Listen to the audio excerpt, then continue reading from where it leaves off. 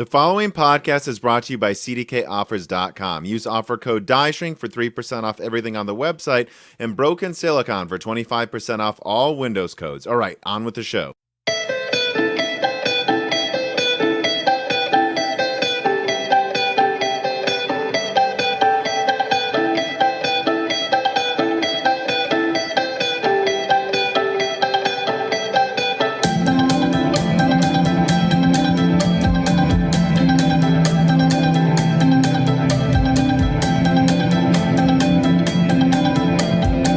Welcome to Broken Silicon, a gaming hardware podcast. I am your host, Tom, and I am joined as always by my brother, Dan. What's up?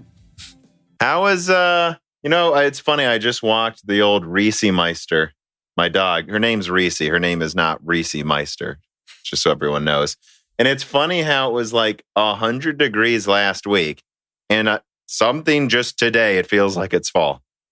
It's hot out, but it feels like a warm fall. And I saw some leaves on the ground, and I'm like, well, guess it is literally the beginning of September.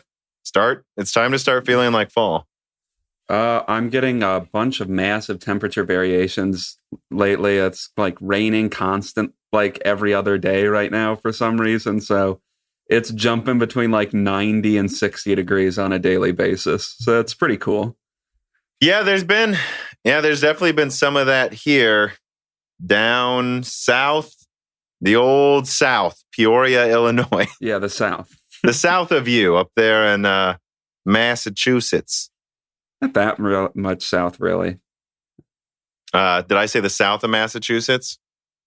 No, I'm saying not north. That far south of me, really. It's mostly a west thing. I'm technically south of you. None can dispute this. No one can dispute that.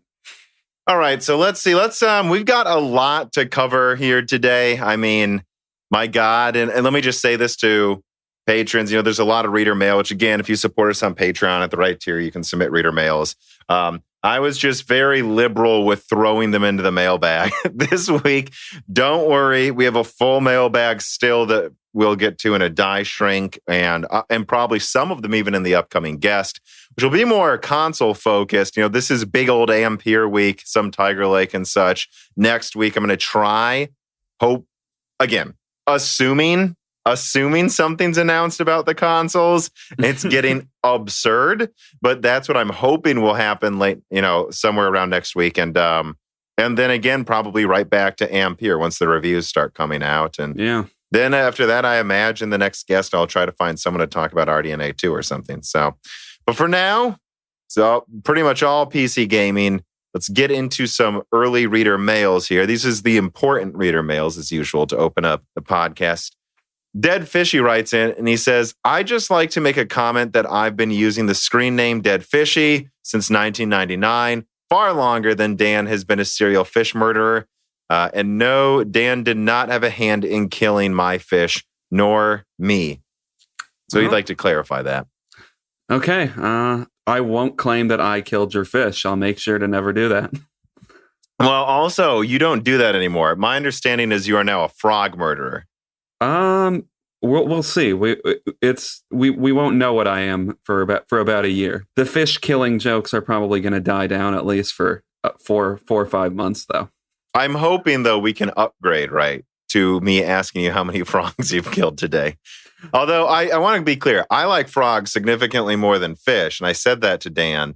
And then you told me which frog it is and sent me a picture, and I'm like, yeah, you can kill as many of those as you want. Those things look stupid. What frog was it? What's the name of the frog? The Xenopus. It even sounds like something you should be killing. I'm just saying. You're a Xenopus. Yeah, and there would be less frog murder than fish murder, so keep that in mind. Okay. Chris F. writes in, and he says, are you and Dan steak men or chicken men? Keep in mind, my continued Patreon hinges on this question. I think you're a chicken man, Dan.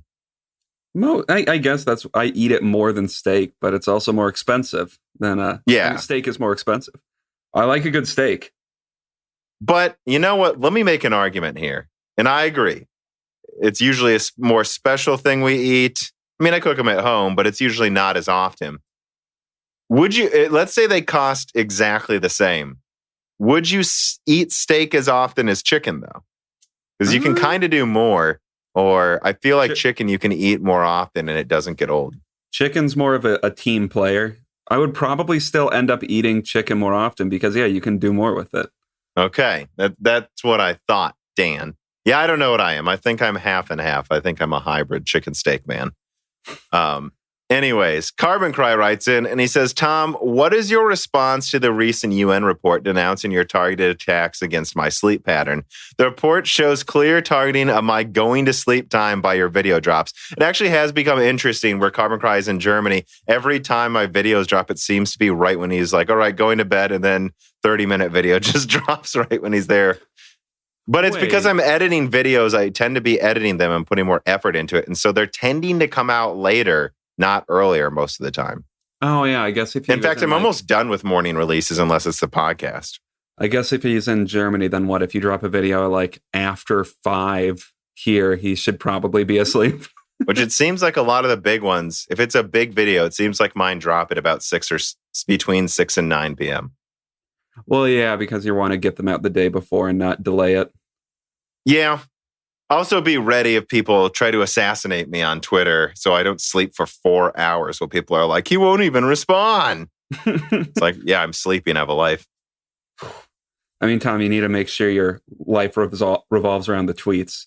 Whenever you get a tweet reply, make sure you have an alarm so you wake up and you can reply to it. I know some people do that too. That's the crazy thing. But I mean, yeah, that's the thing you learn though, is it's just like, well, yeah, but, oh, maybe this is just a reminder that Twitter isn't real life. I mean, that you probably shouldn't care. That's why I just turned off all my notifications for Twitter. And I'm like, I'll check every now and then if I'm curious about a specific thing, but it's, Yeah. Now, before we get into corrections and omissions, I do think we need to talk about you getting a new laptop just a little bit here. Okay. So you got a new laptop. Tell the class what you brought today. I got the Asus Zephyrus G14. It's very nice. I got it for a really big discount, so that's pretty cool. Yeah, but it has a 4800 HS, and that's what people want to know is what's in it. I got a 4800 HS, a 1650 graphics card, 8 gigs of RAM, and 512 gigabyte SSD for $930. So that's pretty cool. Yeah, I think that's usually like a $1,200 model. And so you don't have that much money, but you don't want to upgrade often. So you were like, and we came to the conclusion, either you're going with something really nice for like $1,300. Which there are some pretty crazy new things out there where they're like all day battery life with a 1650 Ti and an 8-core for like, that's almost what you got, right? Anyways, but instead of having to pay $1,300, we were like, or you can get something with like a 6-core Renoir and an MX350 for $500 to $700. And it was like half the price, but it frankly does almost everything you would want it to do anyways. But no, this was a good middle ground. And I think it's the GDR6 version of the 1650 as well. And the mobile one has the full shader count of like 1024 CUDA cores. So a tenth of a 3090 is what you have in your laptop. Pretty much. Those new CUDA core counts, I don't know what to think about them yet. Well, I put down a whole report. We will get into that later. But I will say this. Some people were pointing out, there's no wonder all of these Turing laptops are going on sale right now before they announce Ampere. Like, does this make you feel bad at all that you bought a laptop right before they announce a generation that's, frankly, going to be 50 to 60% better?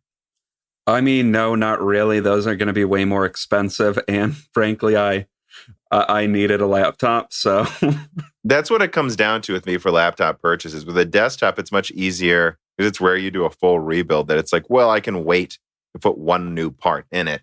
Whereas with a laptop, it's like when I got my MV13, it wasn't for the best price, but it was like, well, I need to bring something on this business trip. So guess I'm buying it. That's kind of the situation I was in where I think I could have navigated this semester with just using my desktop, my first semester of graduate school, but it would have been incredibly annoying having to shuttle back between campus and my apartment multiple times a day, sometimes probably. And that's like a 30-minute. Well, you're a real teacher boy now, so you need a you need a laptop. Yeah. So, and I believe you have the GDR6 model, which I looked it up, and it's the 50 watt, right? So this is a laptop that can technically hold a 2060. So this is the 50 watt 1650, except it has the full shader count and GDR6. Have you overclocked it yet? You said you could easily do Battlefield 5 and like 1080p Ultra with this thing, which doesn't surprise me. But from my understanding, if you overclock the memory, which some of these can supposedly overclock their memory by 60% because it's GDR6 clocked at GDR5 speeds, because frankly, at this point, GDR6 costs the same as GDR5 per gigabyte. Yeah. Like, I bet you could get this thing to perform around an RX 570 or at least pretty close in some games. Yeah, and no, I haven't gotten the chance to overclock it yet. I'll probably try to do that this weekend, play around with it a little bit. But yeah, that's one heck of a deal. I mean, and it's like, well, you only have a 1080p 60 screen anyways. There were some sacrifices made for the price, but something this powerful, it's going to run 1080p at least at low to medium settings for the foreseeable future, for years. Like, yeah, and you have an 8-core processor, so whatever games come out, they'll run. Maybe not at a locked 60 eventually, but they're going to run above 30 easily, I think. Yeah, exactly. And it's just, no, I'm not going to have ray tracing on my laptop, but whatever. I don't think you're going to get that RTX IO either, because there's no tensor cores in your graphics card. Yeah, that's true. All right, let us get to corrections and omissions here. So Sayonara writes in, and he says, listening to the section on Murphy's name, because I accidentally called it Murphy a million fucking times like an idiot in one of my videos, reminded me, Intel XE is set as individual letters, XE as in X to the power of E. I don't think Z sounds better.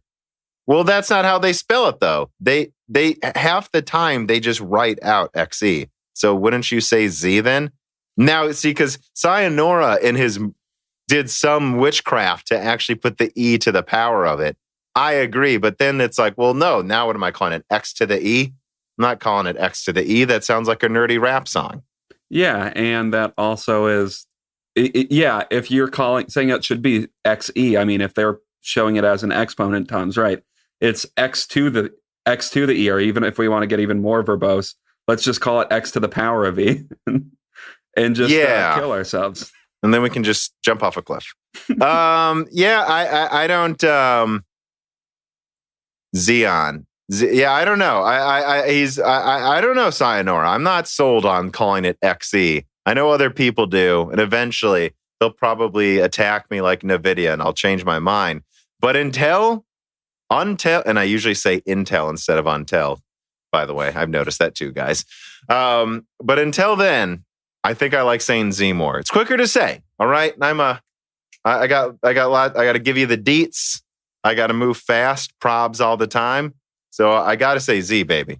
Well, yeah. And then I propose we also start saying AMD instead of AMD, because that is a little faster than AMD, Tom.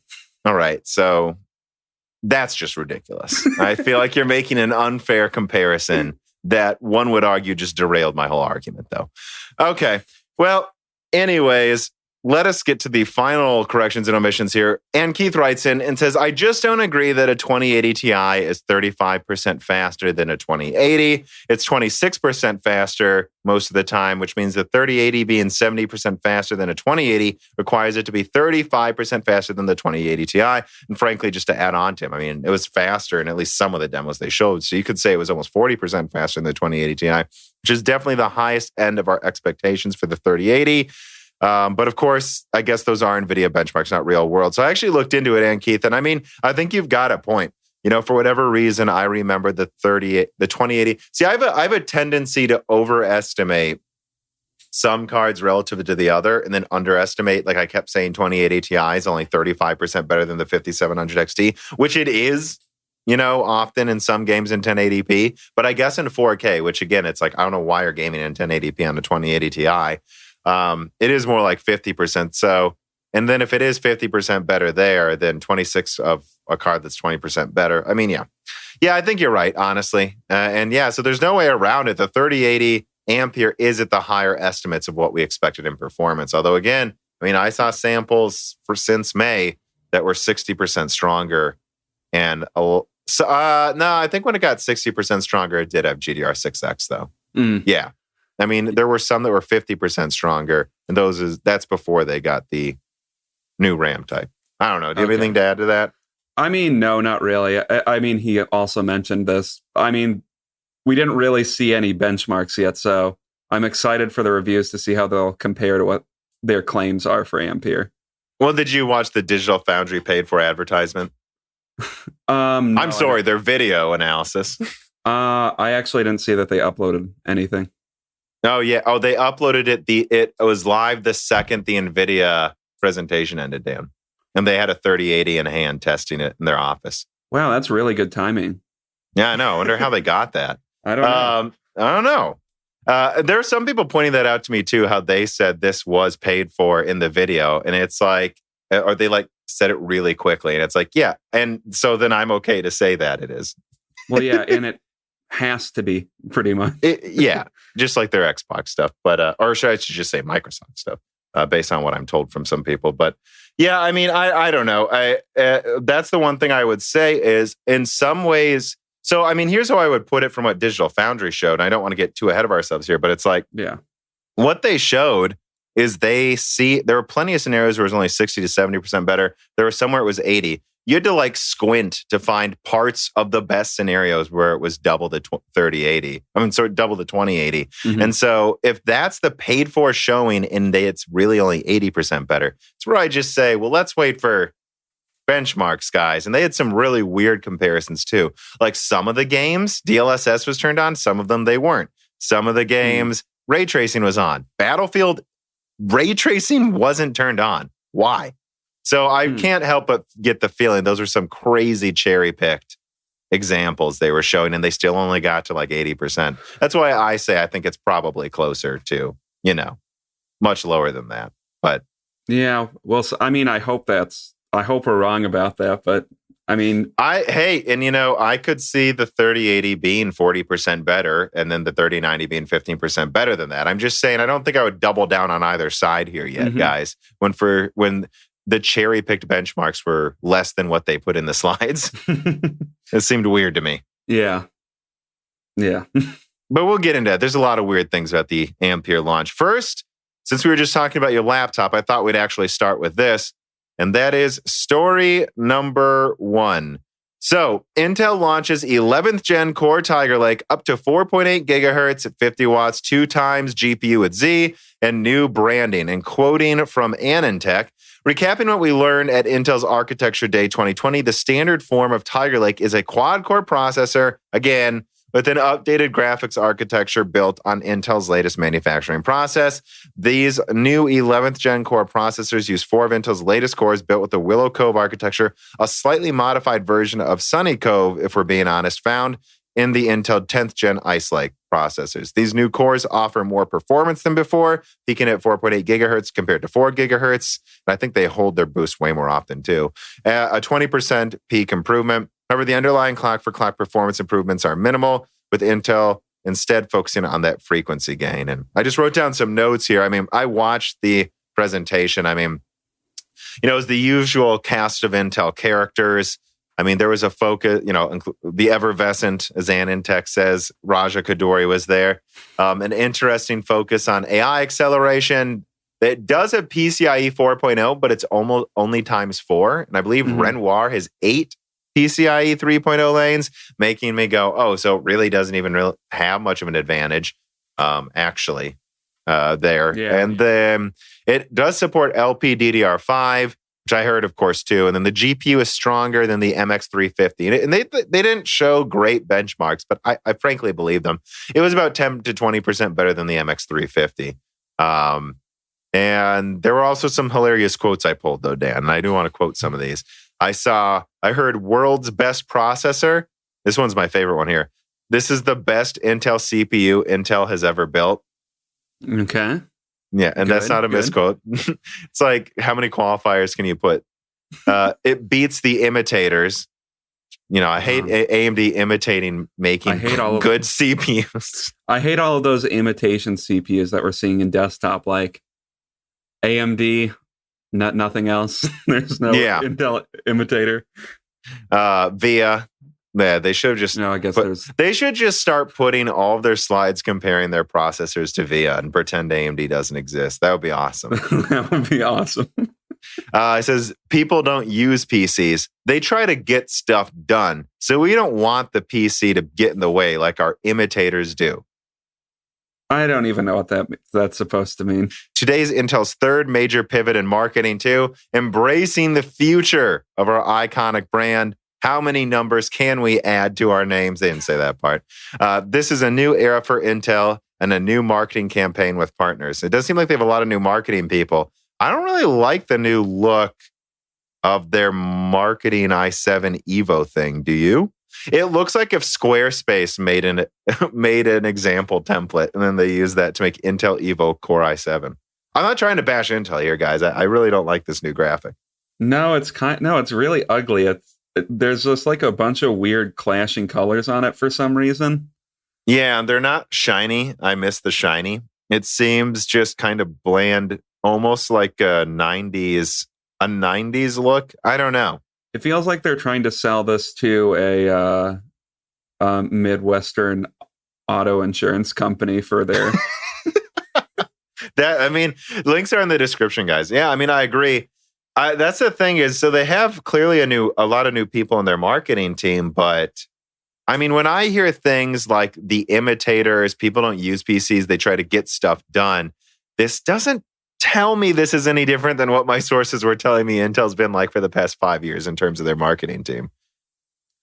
Yeah, and I don't even know what that's supposed to mean. So the higher core count really gets in the way from those imitators, right?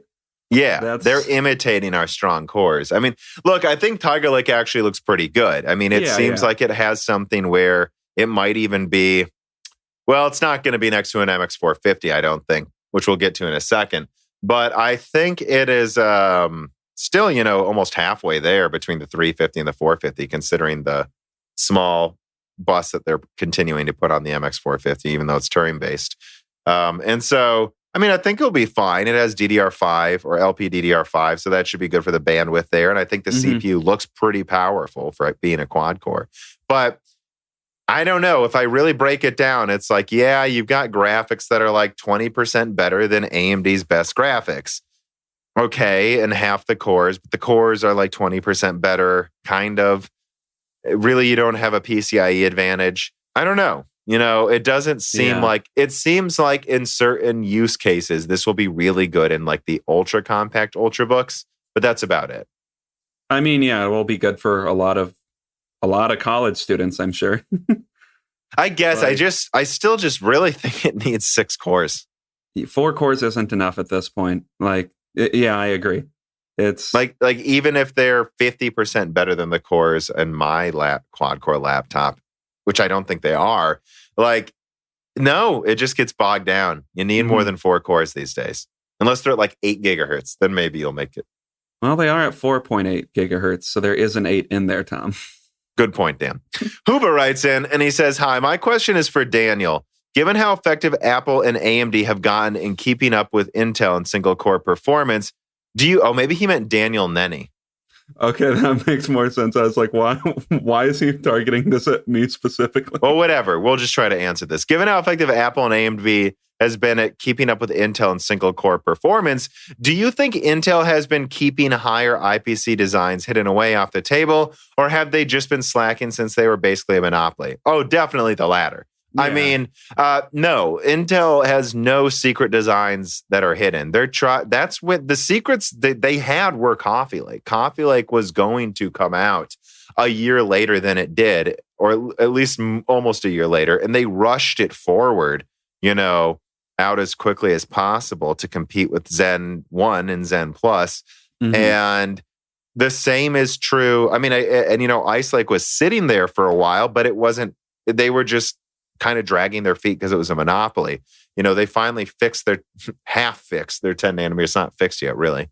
And got Intel out, Ice Lake out the door, but it was still a quad core, and they weren't able to get their 8-core Ice Lake models working, which I know they had in labs. So no, this is all they got, guys. Alder Lake's coming, but You got about a year. We got a year of them pretty much being defenseless against AMD.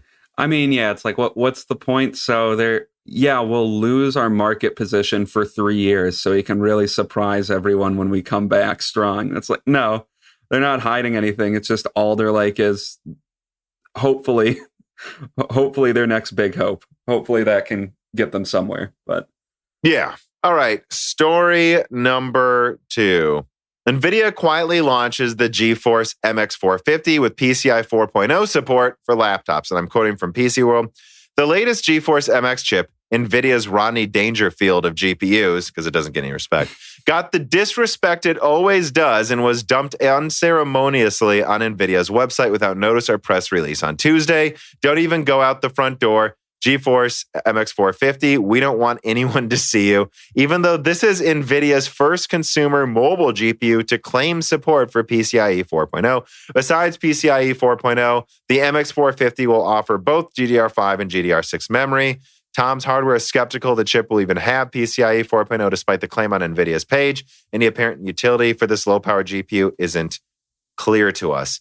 Yeah, I just think it's part of being in this new Ampere lineup, and they're selling Turing because this is their $20 GPU lineup for dirt cheap, laptops. Maybe this will come out as a GT 3010 or something, and when it comes to PCIe 4.0, I actually talked to a retired engineer about this. I just picked his brain on Twitter, and he said to me, really, there's only 2 things it can be, in his opinion, or 3 things. Number one, it doesn't have true PCIe 4.0. They're overclocking something and shoving it out, which is almost assuredly not the case. Or the 2 other options, TU117, which is the 1650, had some form of this designed in. The TU117 came out after the rest of the Turing lineup, remember? So maybe it got it at the last minute, and they just decided to kind of last minute put in PCIe 4.0 because they knew they'd probably repurpose this for years, just like they did with all of their other lowest end graphics cards. And so having that on there, but not enabling it right away, so it doesn't just so that it doesn't have a feature the higher end cards do, is why they didn't turn it on yet. And I think that's probably the most likely scenario, because the only other option is they did a slight redesign and it's basically a new, slightly lower power version of TU117 that's really its own new die. I think it's most likely they probably just designed in PCIe 4.0 at the last minute. I mean, how long were they using the 150, 250, and 350 were all based on the same die, right? Yeah. The 150 and the 250, the GT 1030, those are all GP 108, I think. And so, they were using that since, I don't know what, 2016, or maybe, I think early 2017, actually. Mm-hmm. And they've been using that till now. So it's still the MX330. So I could see them saying, we're launching this in 2019. Remember, not 2018. This came out mid 2019. And they're like, and by then, AMD had 4.0 cards. And they're like, we're going to launch this last minute with 4.0 if we can design it in. I think that's just probably what it is. Either that or, they're lying or something. I don't know. Which I don't think they would be, to be honest. I don't know why you'd think that. I don't think they need a class action lawsuit on their hands if that's proven. So, and I looked it up too. There are mobile professional versions of TU118. And I'm like, so these would maybe have it early, right? They don't. Mm-hmm. So I don't know, right? So I just think maybe they put it in at the last minute and they didn't enable it yet, or it has to be it's a new die. Okay. Yeah. And what? They'll probably be milking this die for maybe 2 or 3 years. And I don't think so. I think they'll milk this until early next year, and then they will get out of 550. I think they're shuffling with 6-month turnovers with the 350, 450, and then 550 because they need to get an 8 nanometer 550 out. This alone, if Tiger Lake's 20% better than the MX350, which is I don't know what it is, right? A little weaker than an RX 460, probably, in the 25 watt model too, not the 10 watt one. This is based on the 1650s die, so 1024 shaders, but I believe it's going to be cut down to 768. And with 768 and a 64-bit bus as well. And I did see there's 2 versions, a 2 gigabyte GDDR5 version, by the way, Yeah, that surprised me. I thought for sure they would just have a 4 gigabyte GDR6, but no, it's both. Like with that in mind, I think this is still probably at most like 50% better than the 350 and only in the higher watt model. I mean, I'm pretty sure can't believe they're actually going to have it. Like the 10 watt version of this 1650 thing, I think it's going to run at like 500 megahertz or something ridiculous. Well, and so it can't be that much better than the 350. It's probably like 30% better at most. And so it's not that much better than Tiger Lake. Yeah, and I think the only argument for them is it's just if they want to have any argument for them remaining in this like thin ultrabook laptop space, which I think it's like a cool space. Yeah, I think it needs to be stronger than Tiger Lake if you have discrete graphics. A lot. Yeah. It needs to be twice as good because when the MX 150 came out, it was competing with, Skylake integrated graphics and I guess, I don't know, like Zen 1 APUs, which weren't, it was like a solid doubling, tripling of what Intel had. And so, yeah, it's a 10 watt GPU that throttles, but you can undervolt the crap out of it.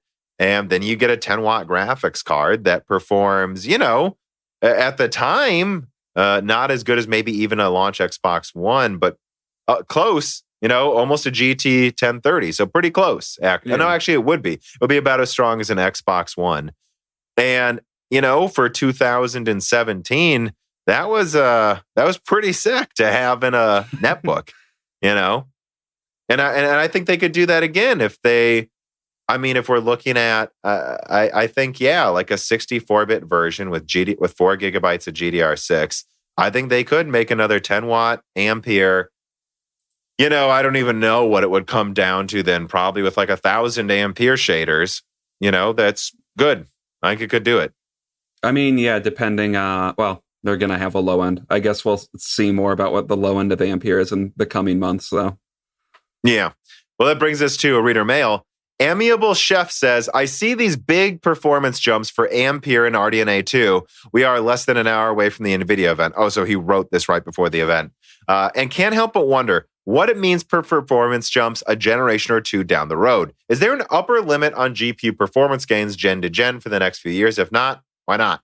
Well, no, this is something I've talked about before here and there. I think I even did a video kind of talking about it. I mean, I think, we're going to get a giant performance jump this year. Again, 60% better than what they had before. For AMD, probably a doubling of what they had since they really only launched mid-range cards.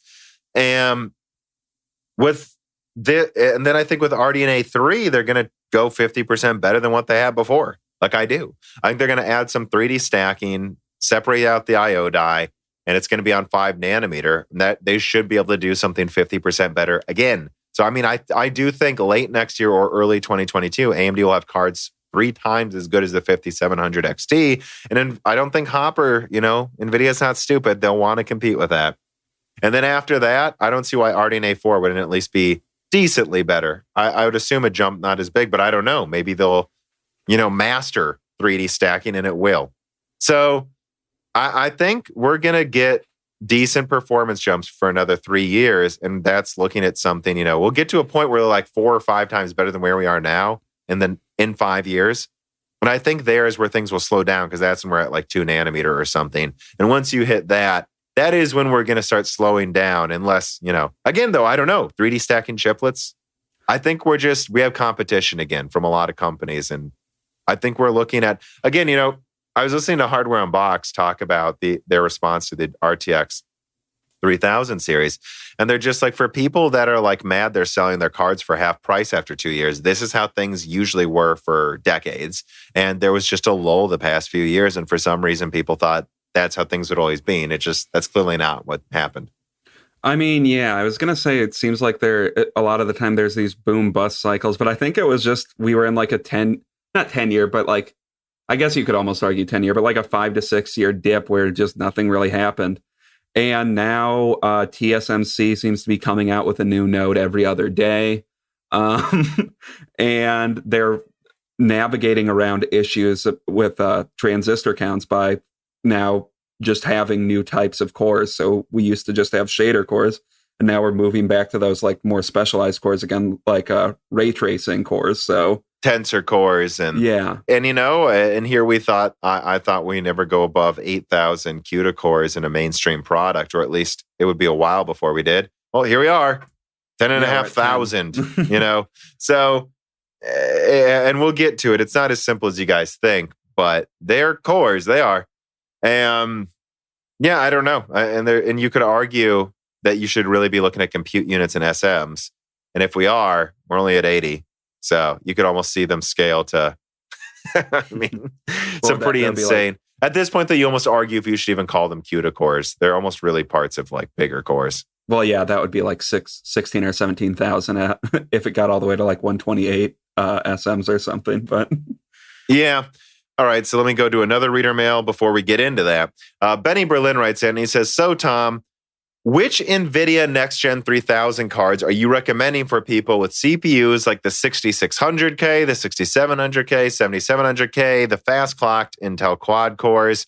By just looking at the officially revealed specs, I expect CPU bottlenecking and PCIe 3.0 issues. Benny boy, I think if you've got a quad core, an old Intel quad core, which they are old by now. This is like a 2015 architecture, guys. I don't know that I would go above like a 3060, and a 3060 should be around a 2080 Super. So that's still pretty damn good. But again, it's so hard for me to convey this in a way that people internalize what I mean when I say there's always a bottleneck in your system. There is always a bottleneck. And you have to decide if it's worth removing all bottlenecks or just simply unplugging a card and putting a new one in. There's always going to be a bottleneck. But then if they ask, so I will be bottlenecked. Yes. But then the answer is yes. I'm not. It's like, so you're just going to have to make this an informed decision on your own. And look, these CPUs you're mentioning, Benny, are weaker than what's going to be in the next gen consoles. That'll be $400 to $500. And people keep attacking me for that. Guys, they're gonna be. There's a $500. Again, I have a whole rant to do about this in a second, but the 3070, $500 2080 Ti, just like I said, guys, consoles are not going to be 600. It's the PS5s now. I don't know what Microsoft's smoking lately. God knows what they're even planning to do about anything these days. But so if you have a CPU weaker than the consoles, especially if you take into account the I/O they can do, although that's also up for debate considering what we have with RTX I/O and Ampere. I don't know why you'd get something stronger than what's in the consoles. That's the simple answer. And the consoles should be at least a 3060, I think, especially once they age. And so I wouldn't get anything above that. And when it comes to PCIe 3.0 versus 4.0, I think also people just have this, I think some people just cannot get through their head that just because some games aren't utilizing the extra PCIe bandwidth now does not mean they're not about to, even in cards that might surprise you. That just because you send me a chart of one game where there's no difference doesn't mean that's all games. And it's like, if you're spending for instance, $700 for a 3080, I wouldn't want, I think the 5700 XT is on average a few percentage points difference. Okay. All right. Well, I don't know that I agree the 3080 is twice as strong as a 2080, but it's certainly twice as strong as a 5700 XT, probably almost exactly. So if a 5700 XT is bottlenecked by 3%, I think the 3080 will be bottlenecked by over 5%. And then when people point out, well, then why did they test it with an i9 and those benchmarks? Well, which games did they test? Wasn't Horizon Zero Dawn genius? You know what I'm saying? They probably used the i9 to best showcase the differences in popular games that didn't need PCIe 4.0. That's the answer, obviously, guys. And so there's going to be games where it's over a 5% difference. I think they're in a year. I'm just sure you can well, this is going to be on the internet forever. So, it's not like I'm hiding anything. You can hold it against me if you want. But look, in a year, after a year of the consoles being out, utilizing PCIe 4.0 and swapping memory between RAM and SSDs constantly, Yeah, there's going to be over a 10% performance loss with the 3090, I think, with 3.0. Is 10% a deal breaker for you? I don't know. What games do you play? Is it worth upgrading everything else? So that's the answer. And I know it's a long one, but I can only give a long answer to this short question. Well, yeah, and it's like it reminds me of, I saw a comment on Reddit today about in referencing a $2,000+ system with a 3090 in it, and it just made me laugh because it's like, well, you're not going to put a 3090 in a $2,000 system. Some person might do it because they're like, well, the graphics card is what matters. I mean, if you want to get a 3080, I think you should consider just upgrading the rest of your system. And if you're not going to, I agree, get a 3060. I don't know. And it's just because I think the answer for a lot of people, if we're being completely honest, is that they can't afford to build the new system, but they're going to blow, 2 weeks pay on a 3090. And I would then go, why are you blowing 2 weeks pay on a 3090 below 1 week's pay on a 3080? Or maybe even a 3070. Yeah, because I think, frankly, the 3070 is going to be fine for most people. Again, what I was told since May is that if you're not in 4K, high-end Ampere is just throwing money in the trash, basically. Yeah. It's throwing money in the trash, guys. These things are so powerful. We've maxed out 1080p since, the 7000 series, the HD 7000 series. We've maxed out 1440p since Maxwell. Guys, now 4K is about to be pretty maxed out too. They're showing the 3090 as an 8K card, and I think the 3090, especially if you overclock it to overclock, is going to be like 70%, 60% better than the previous gen. Yeah, that's putting you around 8K gaming, guys. So why you're even showing 1440p is beyond me. And if you're not, you don't need to spend this much on a graphics card. Yeah, don't blow all of your money on a graphics card that doesn't make sense in your system. Exactly. If you're going to get this, I think you should, if you're a production person, probably look, if you have a 3090, I assume you have a Threadripper system, to be honest, or something. Otherwise, if you're a pure gamer, it's I assume you're going to want to get top end Zen 3 or the best one at gaming, right? You don't need to waste money. I'd guess probably the 4900X, or again, as we've discussed, maybe called the 5900X, which I actually, for some reason, have a feeling that rumor is true. But all right. Shall we get into the biggest story then, Dan? Let us dive. Which one's that? Yeah. So I already did a 1.5 hour analysis where I went through everything I thought about what they showed in the Ampere Reveal.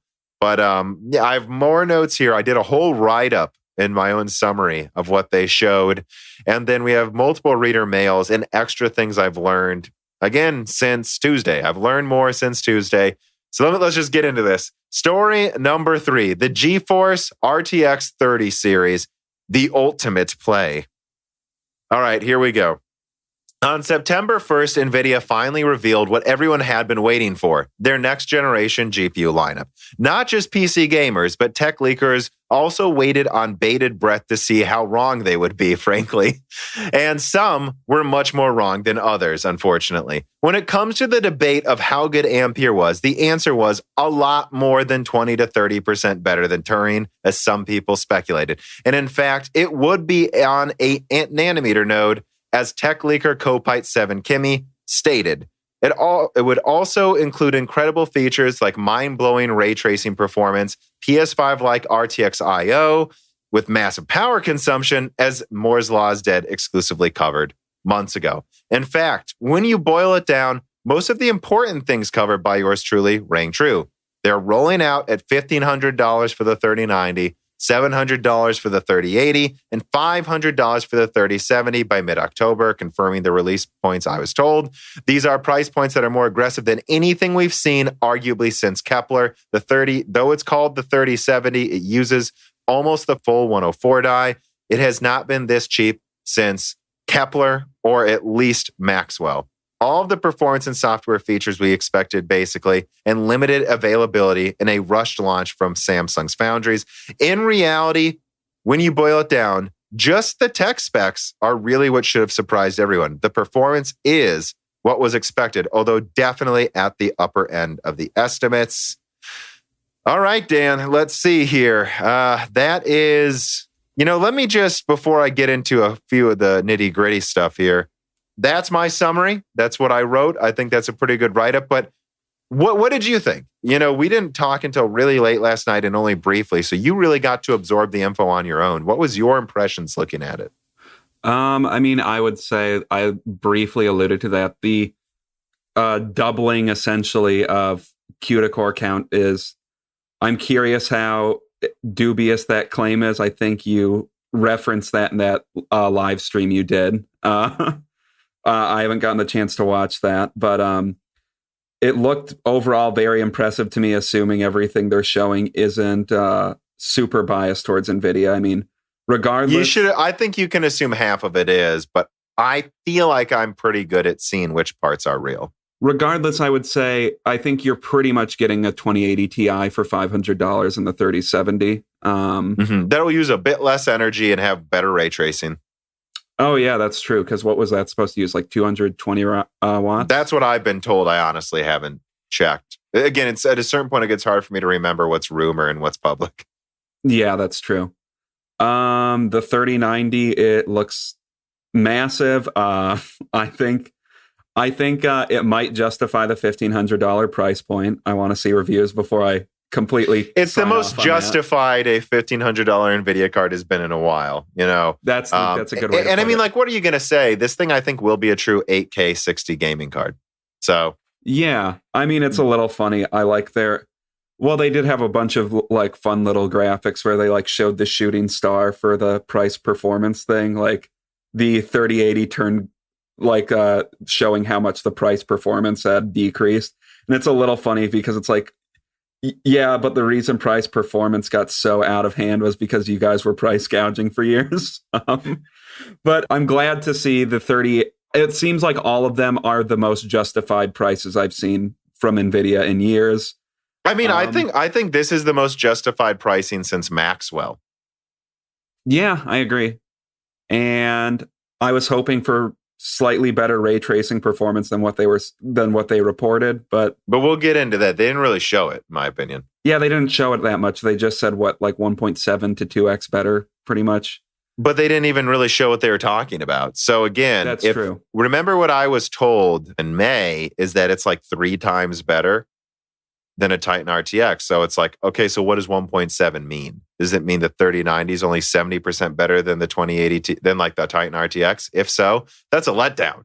It's a huge letdown. But I think that's almost impossible. That'd be bizarre if the ray tracing performance increase was only as big as the rasterization increase. I find that highly unlikely.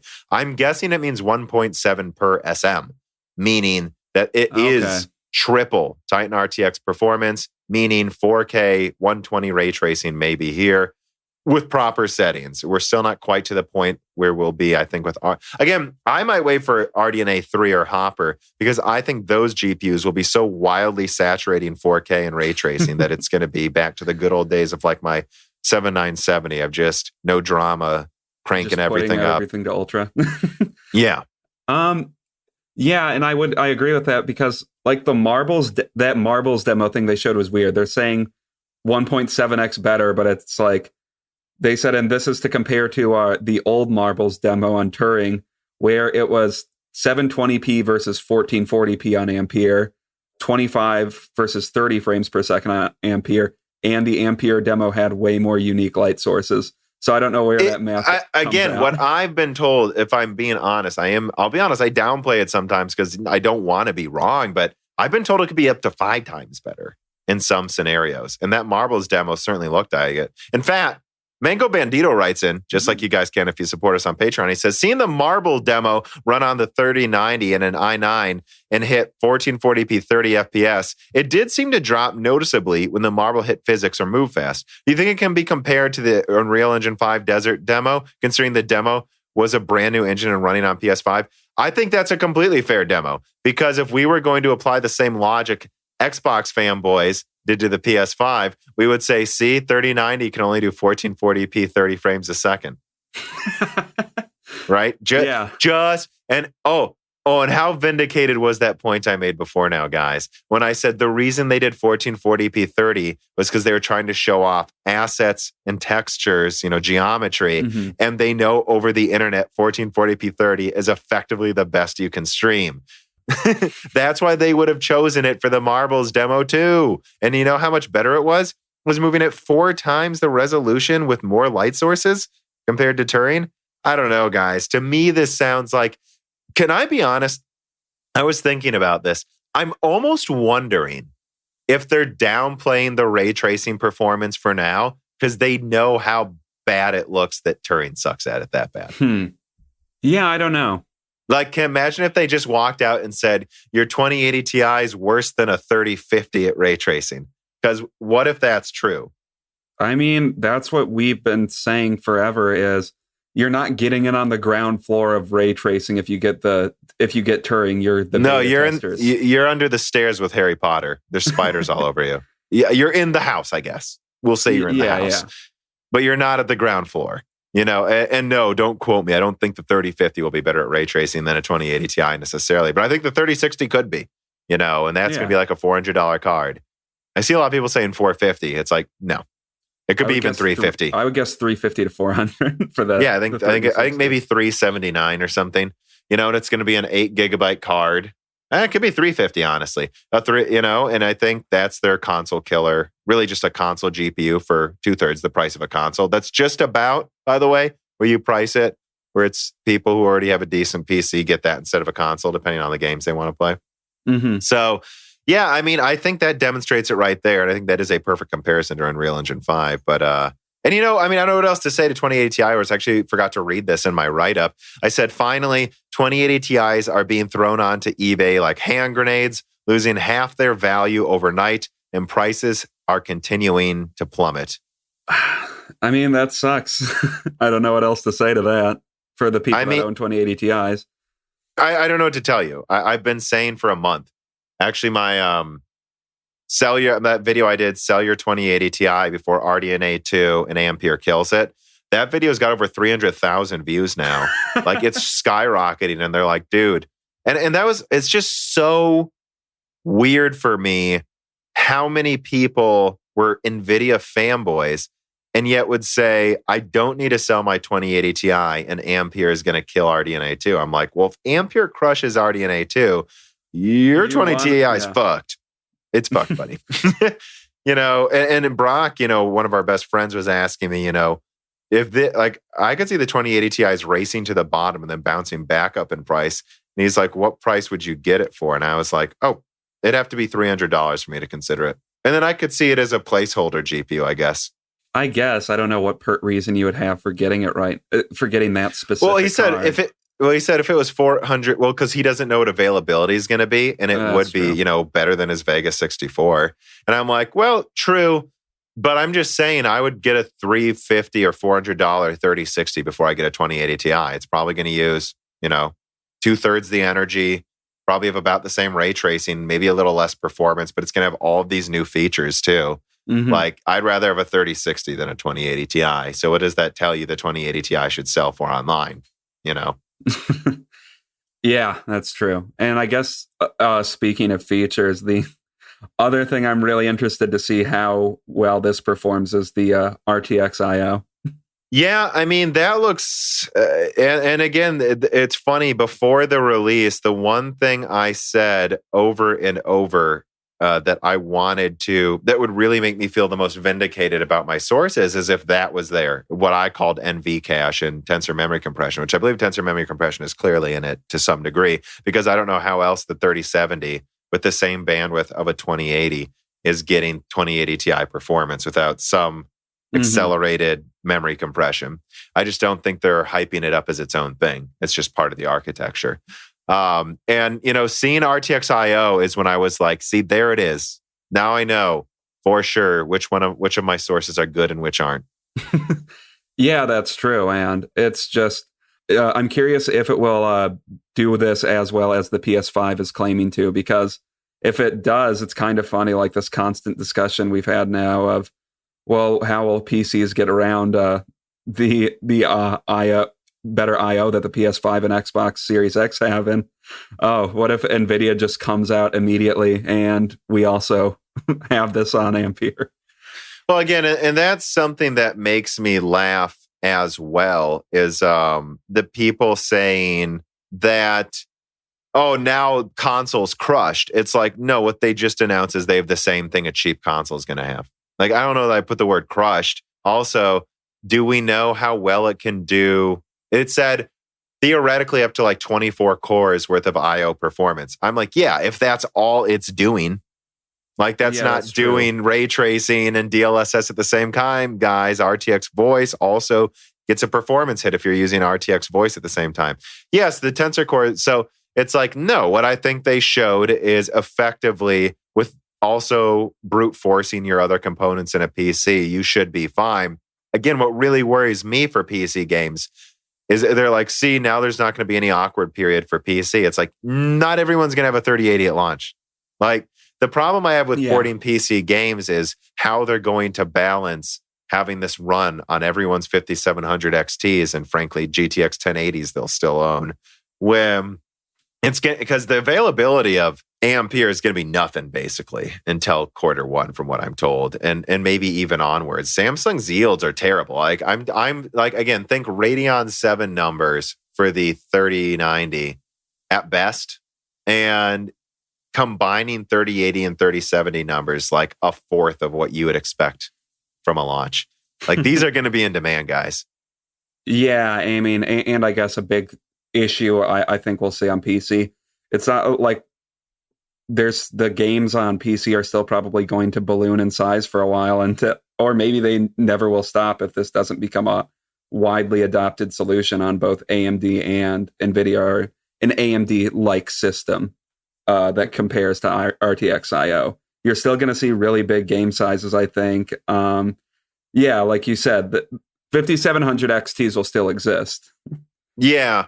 And I mean, I guess, let me get to this question here. So Ketanji writes in and he says, hey, when we look at everything from NVIDIA's presentation and try to read between the lines, what jumps out most about what they didn't say or didn't present? What of these things stands out the most? And I would say, well, again, for some reason, not talking about ray tracing in great detail really stood out to me. And in fact, I've heard it wasn't even really enabled in early release drivers last week so that no one could test the new ray tracing. I wonder if what's really going on is it's not quite done in the drivers. And that's why, again, like, why would Digital Foundry show Battlefield 5 without ray tracing? That doesn't make any sense to me. When NVIDIA is saying on the one hand, oh, this is double a 2080, and then Digital Foundry's advertisement video for it was like 80%. You would think you'd want to do whatever you could to make it look like double the performance, which at times it looked like they were. I think the ray tracing is just not done being programmed, and they're polishing the drivers still. That really stuck out to me. And then additionally, one thing that stuck out to me, and this is kind of like one of those big things I want to say, is not so much having to do with anything specific that was unexpected, but just people who don't realize, like who think I should change my opinion on some things and don't realize this is exactly what I expected. Like that my estimates for RDNA 2 and the consoles haven't changed at all. Like, what did we learn? Oh, it's going to have, I've said since May, tensor memory, RTX IO. I've said that since May. And I've said it's going to use a lot of energy since I think over a month ago. And I've said it's going to be 50% better for a while. Nothing's changed. It's about the performance I expected, at the power usage I expected, at the prices I expected. So nothing changes what I think about RDNA 2. I think it can challenge the 3080. And I think that the reason the 3070 is so cheap is because it has to be at least a card slightly better than the consoles for the price of the consoles needs to exist. And so nothing of my opinion of the consoles or RDNA 2 has changed because it's only the specs that are different than expected, not the performance. Yeah, that's true. And it's like, going off another Reddit comment I saw today, like, oh, AMD is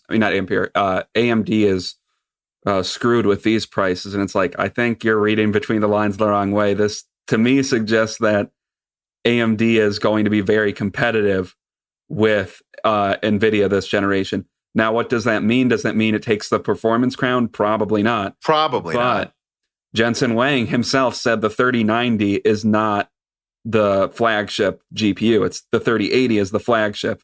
So if they can compete with the flagship GPU, that's what really matters, not this semi-professional, semi-consumer 3090 that's out there for... That's a renamed Titan, so they don't have to admit a Titan could be beat if in case it does. The remote chance it does. Yeah. And I think, there's no way around it. My understanding is that RDNA 2 is going through final testing now, and they didn't want to start production until they saw the reveal.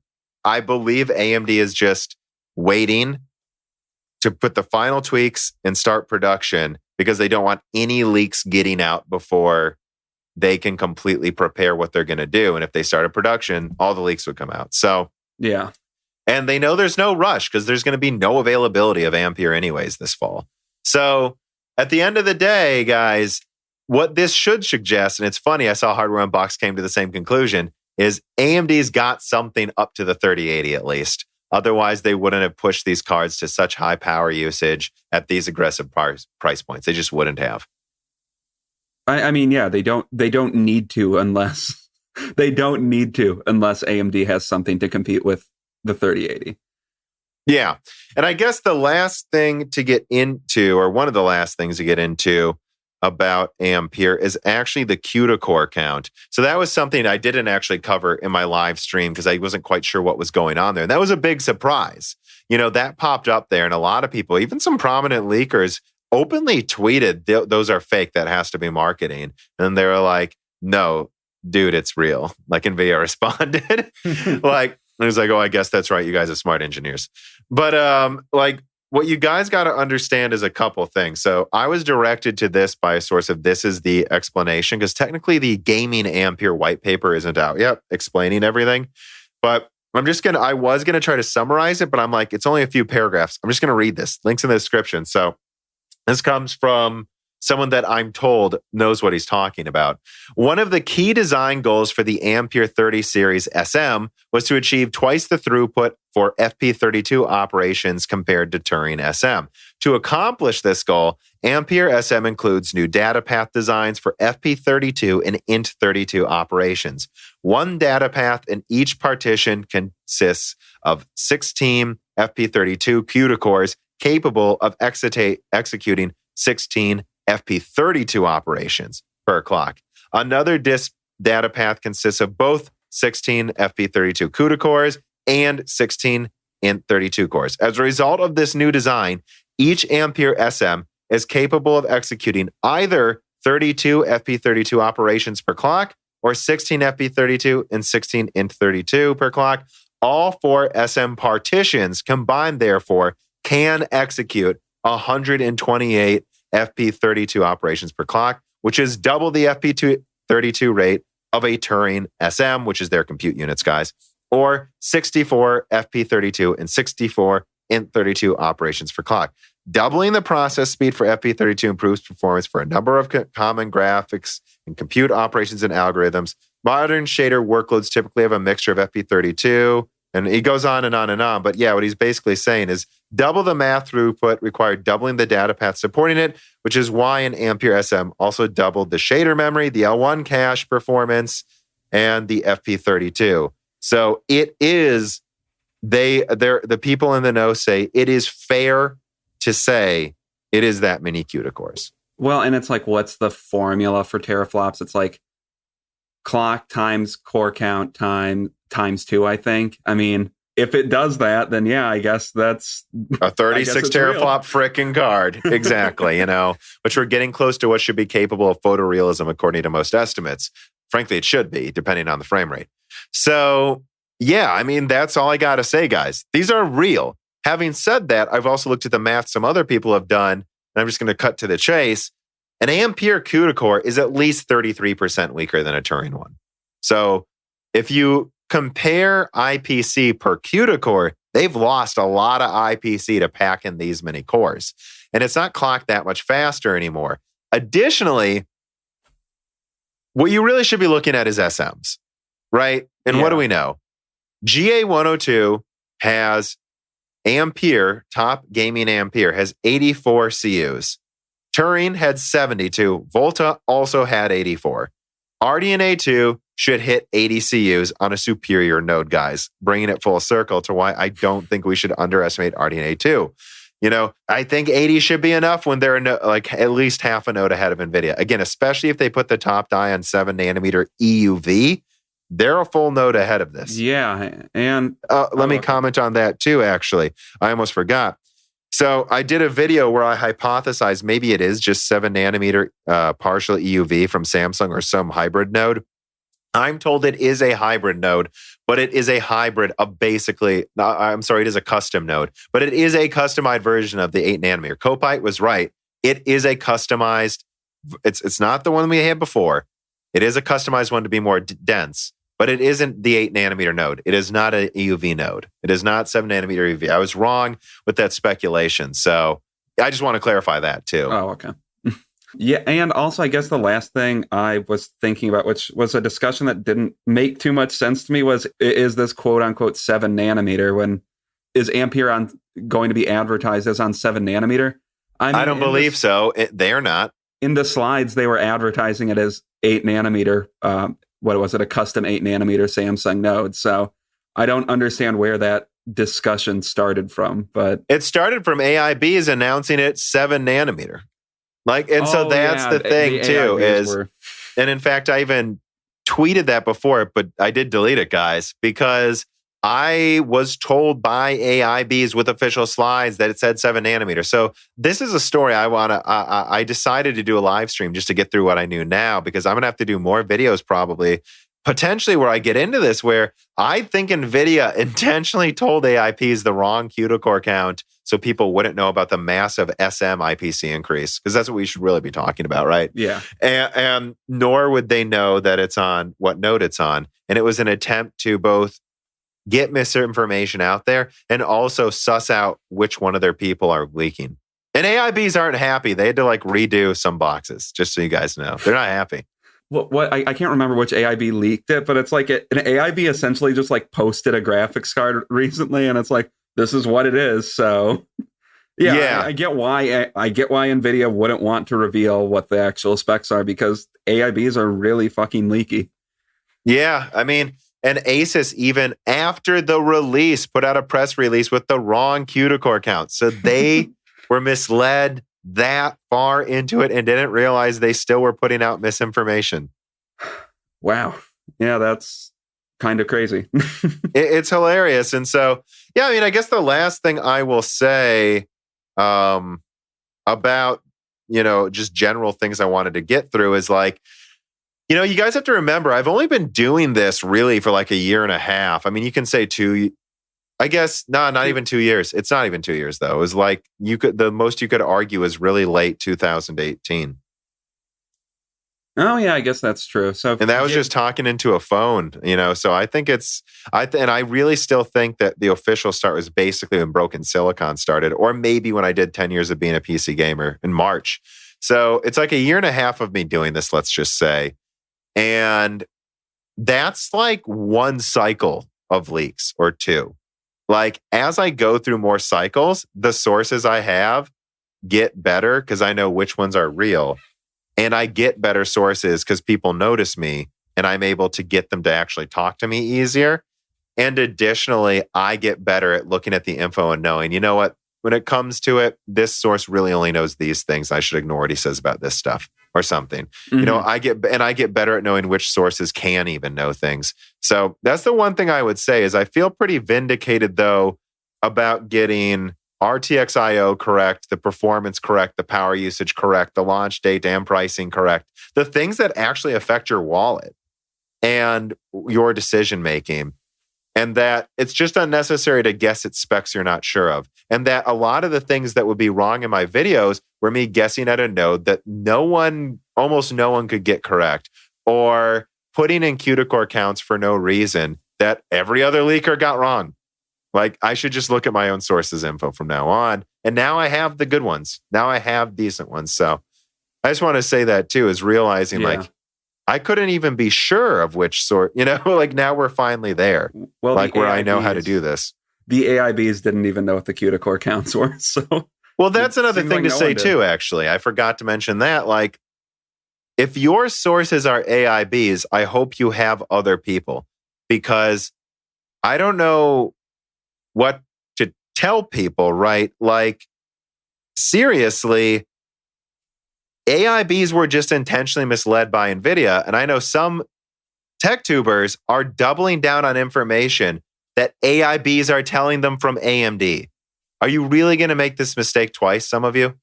Like, I think what we can say is Nvidia was aggressive for a reason, and RDNA 2 is going to be impressive. We can't say exactly how much, and so there's no point in doubling down on anything yet. And just, I don't know. I'm wondering how many people are going to make the same mistakes twice. Yeah, I don't know. Hopefully not many, but a lot of people always do. I guess one more thing I would say to close on this, just to be absolutely clear, is I want to say this very clearly. People underestimated how strong and capable the consoles would be. And they underestimated Ampere, and they underestimated RDNA 2. I said the consoles would be $500 devices close to a 2080 Ti with next-gen SSDs. That's what they're going to be. And then they said Ampere will only be 35% better. Wrong. It's not. It's over 50% better. And now people are, what are they going to do, Dan? Underestimate RDNA 2. All of these, I can't get over this. And I saw like my Ampere arrogance leak video where I said how much energy it was using, and they're clearly scared of AMD. And people are like, well, this didn't age well. And I'm like, dude, everything I said was going to happen did. What are you talking about? It's like, I mean, I guess there wasn't an insane like 400 watt TDP or anything like that. But wait for the 8. Oh, yeah, there are. Yeah, there are, Dan. And if you watch my video, I said AIB cards. Yeah, I mean, I'm sure there's going to be some AIBs that really, really push the limits, but yeah, there are cards. Like they literally just had Asus announce a 400 watt card, Dan. Yes. Yeah, I guess the TDPs, they want the 350 watts, and 350 watt is still a lot. 350 watt is throttling. Yeah. Chogaholic writes in, and he says, if the claims of 2x ray tracing performance are true, which I think it's going to be over that, Chogaholic. Again, I think double the ray tracing performance isn't good enough. I think we should expect at least 2x. I would be disappointed if it's below 2x. I expect above it. He goes, would you call that an impressive generational improvement? Oh, I guess I just answered your question. No, I expect 2x bare minimum, and I want 3x for us to start saying ray tracing is usable, right? Yeah. He says on top of upwards of 80% raster improvement. Well, it is an 80% raster improvement. The 2080 is a slightly cut down second tier die competing with an overclocked, yes, cut down, but overclocked mega die with 8,700 CUDA cores in Ampere. Like, I don't think it's not an 80% improvement, guys. I think we're looking at like a 50 to 60%. Depending on, he says it seems mediocre at first glance. Well, I don't think it does. I think we're back to the good old days, at least the good old days me and Dan are used to, right? Of the 290X and Maxwell. He says, and more importantly, does this leave extra room for Radeon ray tracing tech to be actually impressive? Yes, if it's only 2x ray tracing, I think RDNA 2 may actually compete with it in ray tracing. I'll just say that. I mean, yeah, if we saw like a 3 to 4x improvement in ray tracing from Nvidia, I think the headline would be, well, at least AMD has ray tracing this time around, where, yeah, now they might be competing with it. And if it's really only 2x increase in Ampere, RDNA 2 might completely compete with the 3080. We'll see. But I mean, again, I think the 1.7 is per SM, and therefore I believe the 3080 will, in effect, be, what would we say then? Yeah, I guess it's the same amount of SMs technically, actually, even though there's more CUDA cores compared to the 2080 Ti. So I would expect the 3080, though, hopefully to be more than that. I would expect that one to be double, at least. Mm-hmm. And I think we should expect triple the ray tracing performance for it to actually be usable in 4K 60. And I've heard that RDNA 2 is like 50% better, roughly, than Turing ray tracing, but that again, they're going to crush Turing. So what is that? Like I think that puts it probably closer to double Turing, whereas I would expect Ampere to be triple. But I also hear that I also kind of hear that at low levels of ray tracing, RDNA 2 may have basically zero performance hits. So, and I don't know how true that is of Ampere. I somewhat suspect that has to be somewhat true, but I don't know. I mean, I don't know why it wouldn't be true unless for some reason architecturally it just has to do a ton of ray tracing. Well, I think they said they can handle some things at the same time, so I don't think so. But okay. Root Knight writes in and he says, assuming that Ampere ends up having a lot of defective cards due to the unreliable Samsung 8 nanometer process and our RMA rates end up in the double digits, do you think NVIDIA PR machine would be capable of successfully avoiding the damage to their premium brand? Well, if any previous generations are anything to go by, the answer is a resounding fucking yes. I mean, that's one thing I also do want to talk about too, is if you listen to the last Broken Silicon with Daniel Nenny, he talked to me about this too, how Fermi just straight up did not follow the design rules of TSMC, and they had crazy defective rates, high power usage, and it was a disaster. And yet, yes, they were able to sweep it under the rug somehow with aggressive marketing and replacing cards for free constantly. And then, I heard the 2080 Ti had like a 50% failure rate in its first month, and yet no one seems to remember that. And they just talk about AMD drivers because AMD had a month of bad drivers, let alone cards that fucking don't even work. So yeah, I think they could get over it. And I just think that's something to watch out for because at these power usages, I'm telling you guys, the reason availability is bad is because Samsung's still trying to ramp up decent yield rates with this custom node. And I would be worried about how many of these, 3080 availability is going to be bad and it's cut down 20% from the full die. I would worry about reliability a bit with these cards. I just would. I hope I'm not saying it will be unreliable, but I'm saying I've seen this before with NVIDIA a few times. Yeah, I mean, fuck. How many? I think I RMA'd that 560 Ti I had twice. We had to RMA it for another dude. We sold it to someone else after it being RMA'd, and then I helped him re-RMA it with my account just because I felt bad. And we had friends that also had to re-RMA their cards. So yeah, can they maintain a high brand, high opinion of the brand? Yeah, they've done it before for some reason. Hopefully it doesn't happen this time around. Hopefully they don't get away with it scot-free if it happens this time again. Yes. Yeah. All right. Let us move on to story number 4, which is really just continuing the discussion. Lenovo also lists NVIDIA GeForce RTX 3070 Super. So, quoting from Video Cards, just hours after we were informed about the GeForce RTX 3070 Ti 16 gigabyte, I don't know where he's hearing that from. It was a listing on Lenovo's website. A new graphics card has also been spotted from Lenovo. God, Lenovo leaks half of the crap now. I swear to God, Dan. This time around, we have the first super model from Ampere series, the GeForce RTX 3070 Super. Like we noted in the previous story, Lenovo's listing is often inaccurate. The same company once listed the GTX 1180, which, as you may already know, never launched under such a name. However, there is a chance that Lenovo has unintentionally released information that should not go public. So what I'll say is, as people know, I've been told there aren't any TIs and Supers planned for the foreseeable future, that they made powerful cards price aggressively, and that the different CUDA Core counts will probably just be used in Quadros and mobile chips.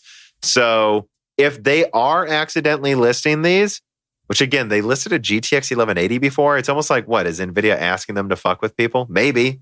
I mean, it seems like they're kind of doing that. I would assume these are just OEM-only versions because I'm just telling you, one of my most reliable sources says that's not coming. Although, again, I have been told there's a 3070 16 gigabyte, 100% confirmed, basically, that is coming and they want to launch it right when RDNA 2 comes out, like in November, and that there is likely a 3080 20 gigabyte. Although I've been told mixed information from a couple sources. The one I trust the most says 3080 20 gigabytes likely, although not confirmed. The 16 gigabyte 3070 is confirmed.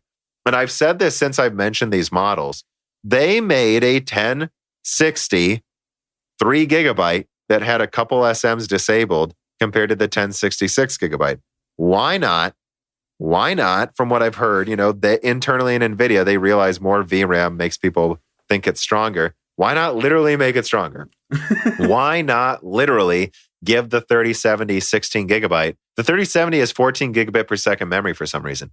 Give the 16 gigabyte model 16 gigabit per second and a couple more SMs and the full die, the full SMs. And then there you go. You'll have something like almost 10% better with double the RAM. And they can just put that out there to combat Big Navi. And then if they beat the 3080, launch a 3080 with slightly faster RAM and a couple more SMs as well. And there you go. There's your, they just don't quite beat the 3080. Or maybe that could even be their super refresh if they need. No. But you see what I'm saying? I think they're just going to call it a higher gigabyte model, not a super. Not in the do-it-yourself space. I hope they get rid of the Super and TI branding. I've never been. I could see TIs coming if they need to respawn, but I think Super is. I've been told they don't want to use the Super name anymore unless they absolutely have to. And again, they can change their mind. Maybe they will, but I just don't. This early too. Again, it's like if anything, it's like I know there's a bazillion versions of the 1650 in mobile. So maybe these are just OEM only versions. That's the only other thing I would say. Yeah, I mean, it seems like Lenovo is just constantly putting out fake graphics cards for some reason. So I don't know how much weight you can put on anything, any of these leaks. 0x000FF4 writes in and he says, do you think there will be an Ampere Titan? I think maybe. I've heard that it's something they've planned I've heard it's something that they have laid the plans for or talked about. And I think it may be a 48 gigabyte card that has the full SMs enabled, so I think that's 2 more SMs, I think, or maybe 1 more SM compared. It's 2, right? I think it's usually 2, right? Yeah. So I think it's 2 more SMs enabled compared to the 3090 and then double the VRAM. And it's like, and again, if you go, but how could they release that? It's like, I think the Quadro is going to be about $4,000 and that's going to have 48 gigabytes. So why not do a 48 gigabyte Titan that's less efficient for $3,000? And then a 24 gigabyte Quadro for $2,500. Done. Right? I think that's what I think that's totally within the cards. And again, it's like if they actually release that, me and you were talking at the stand, they can call that a Titan. Yeah, I think they can. Finally, a 48 gigabyte card with 10,500 CUDA cores. Like, okay, you can call this a Titan. Finally, this is justified of the name, And I don't know that, I don't have any information saying that it's definitely coming, but I've heard about it and I think those rumors are possible. But that's basically all I can say, right? I think it's completely reasonable that a Titan would come out with 84 SMs and 48 gigabytes of RAM for $3,000. That's what I would expect it to be, and that's what I would expect it to be priced at. Yeah, or even 3,500 maybe.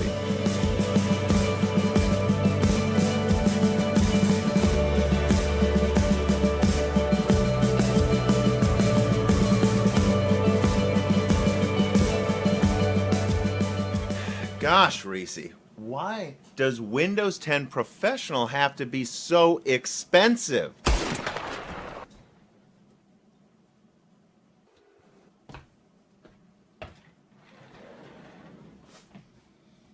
Don't listen to that, nerd. Listen to me.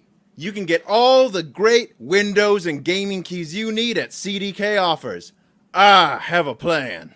Go to cdkoffers.com to get all the Windows Professional and Microsoft Office keys you need, and games as well. Add them to your cart, and you can even apply one of them City Slicker promotional codes like DashRank for 3% off software and Broken Silicon for 25% off all Windows codes. I do have an account on this website, and it is ultra easy to use. Just submit your order, use PayPal, credit card, or Bitcoin, and go to Windows website to download Microsoft Professional. One more time, that's go to cdkoffers.com. They are a fantastic sponsor of Moore's Law is Dead. Use offer code DashRank for 3% off everything on the website, and Broken Silicon for 25% off all Windows products. Now, back to the show.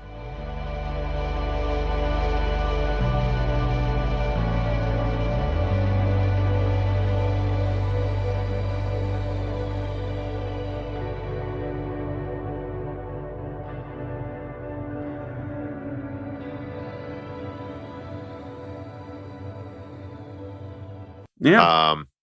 B. Steiner writes in and says, with AMD's complete silence recently, are they really sandbagging, or will there be a long delay for RDNA 2 after Nvidia launches the 30 series? Sometimes no news is good news, but sometimes no news means nothing's happening. I mean, that's an entirely fair point.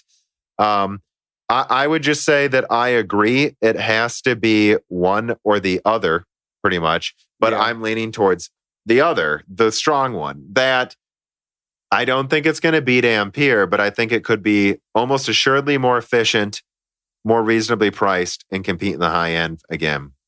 And I think that based on what I'm told, that if they really wanted to, they could launch these early October, but it's more likely late October or even November. And again, it's like, oh, so that means Q1 really. And it's like, no, they're using TSMC. When they start production, they're produced. And so I think, I think you're getting RDNA 2 this year. I just don't think you're getting it before November, really. Yeah, that makes sense. And I don't think they have nothing. Perkelman, the head of Radeon marketing, tweeted did you see that, Dan?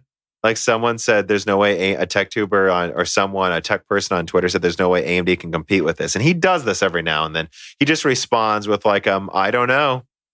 I think AMD has been too coy and cocky, like coy right there, for them to have absolutely nothing. That would just be bizarre if that were true. And it doesn't feel like Vega where they were overcompensating. Like Vega felt like marketing overcompensation, and that marketing team's been fired, guys. This team, I think, seems cocky out of strength. Yeah. And I just don't know how hard this is to keep saying. When Lisa Su says we will compete in all product segments and we will be in the high end, we will bring you Navi 2X. Are you going to, you're calling her a liar then? And the Xbox, again, how many times do we have to go through this? The Xbox Series X has a 56 compute unit die that is using, for the graphics portion of it, 150 watts or something at most, probably.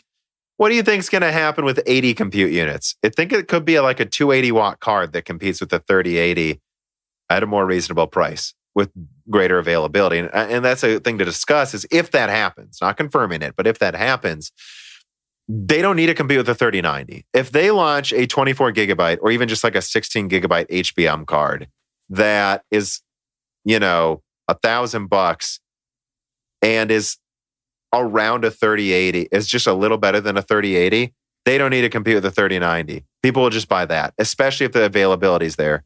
And from what I know, there should be 3 versions of Top Navi. A big one, a reasonable one, and a small VRAM one. I suspect they may launch a 10 gigabyte card as well, and they may launch it for like $600, and it may be as good as the 3080 while using like 250 watts. So when you hear things like this, it's like, do they need to undercut them by a ton? I think that 20% undercut's fine, or 15%, 600 instead of 700, same amount of RAM, but guess what? You can actually buy these. I mean, yeah, when it comes down to it, availability, I'm sure for a lot of people is a huge thing, or it's like, oh, I guess I'm just going to go with the AMD card. Yeah. And Keith writes in and says, would you bet $100 that RDNA 2 top card that releases this year will beat the 3070 Ti? Well, we don't know there's a 3070 Ti. Or the most expensive card Nvidia releases below the 3080. Yes. Yeah, I think I will bet you $100. Especially if that means the 3070, which it looks like there's a good chance that's what it means. Yep, I'll bet you $100. I understand there's other people skeptical online. Put my money where my mouth is. Aiden FS writes in, would you bet $50 that we see a 3060 class card before 2021? No, because I'm not 100% sure, but there's no reason it shouldn't launch in November. I'm not willing to bet, but I think 3060 comes out in November. Yeah, but I don't know. They could just push it to January for some reason. I don't know where these decisions come from. I'll bet $20 it does. Okay. Yeah. Which, for those who don't know, maybe this is the first time you're listening to the podcast, there's just a bet section because I think sometimes people misconstrue what I say and making me put money on the line, although it's not a real bet, but putting it in the terms of betting makes me just say, oh, no, I don't actually think that. I was just hoping, because there is a difference. And me and Dan never bet people, right? Unless we're like 100% sure, or at least 90. Malcolm writes in, would you bet $30 we see RDNA 2 top cards this year? Or would you bet 30 on middle cards only? I'll bet $30 top RDNA 2s coming this year. I'll bet $1,000. I think AMD's it's coming, guys. Doing weird product release schedules. At least I hope they are. The biggest one should launch first. Yes, exactly. Now, I'm not 100% sure if the HBM model will launch first, but the top die is launching this year. Mm-hmm. Cajun Canuck writes in and says, with the tight-lipped approach AMD has managed to maintain, how much of a lag do you expect between RDNA 2 launch and AIB? Oh, I expect a delay, actually. And, I think AMD is intentionally telling AIBs as little as possible for this reason. I've been told that one of the reasons AMD usually does just reference cards first is because they know the second they give the designs to AIBs, it all leaks out. Yeah. Which is probably what was happening with those Ampere leaks half the time, by the way. Although, again, the AIBs didn't even know the correct specs. It was hilarious. They just knew the thermal design they needed to do and the shape of the die. Yeah. But yeah, so I mean, I'm not going to put money on any amount of weight, but I think AIB cards are going to probably, they might be a while later, Yeah. Ivan Cole Baby UK writes in, hope I said that the way you would want us to, says, hi, do you think Nvidia's price cut is an exception this year and we can expect the 80s cards eventually costing $900 in the near future? Not near future. He says, I am thinking about going nuts in 4 to 5 years and getting myself a system which can sustain 4K 120. Dude, you'll be doing 8K 120 in 5 years. With HDR, RTX cracked full on, and wanted to know if a $2,000 budget will be realistic for building a top spec PC with this target in mind. Yeah. Oh, with 4K 120, a $2,000 budget in 5 years? Yeah. Yes. Maybe even a laptop, dude. Dude, things aren't slowing down. Things are getting better.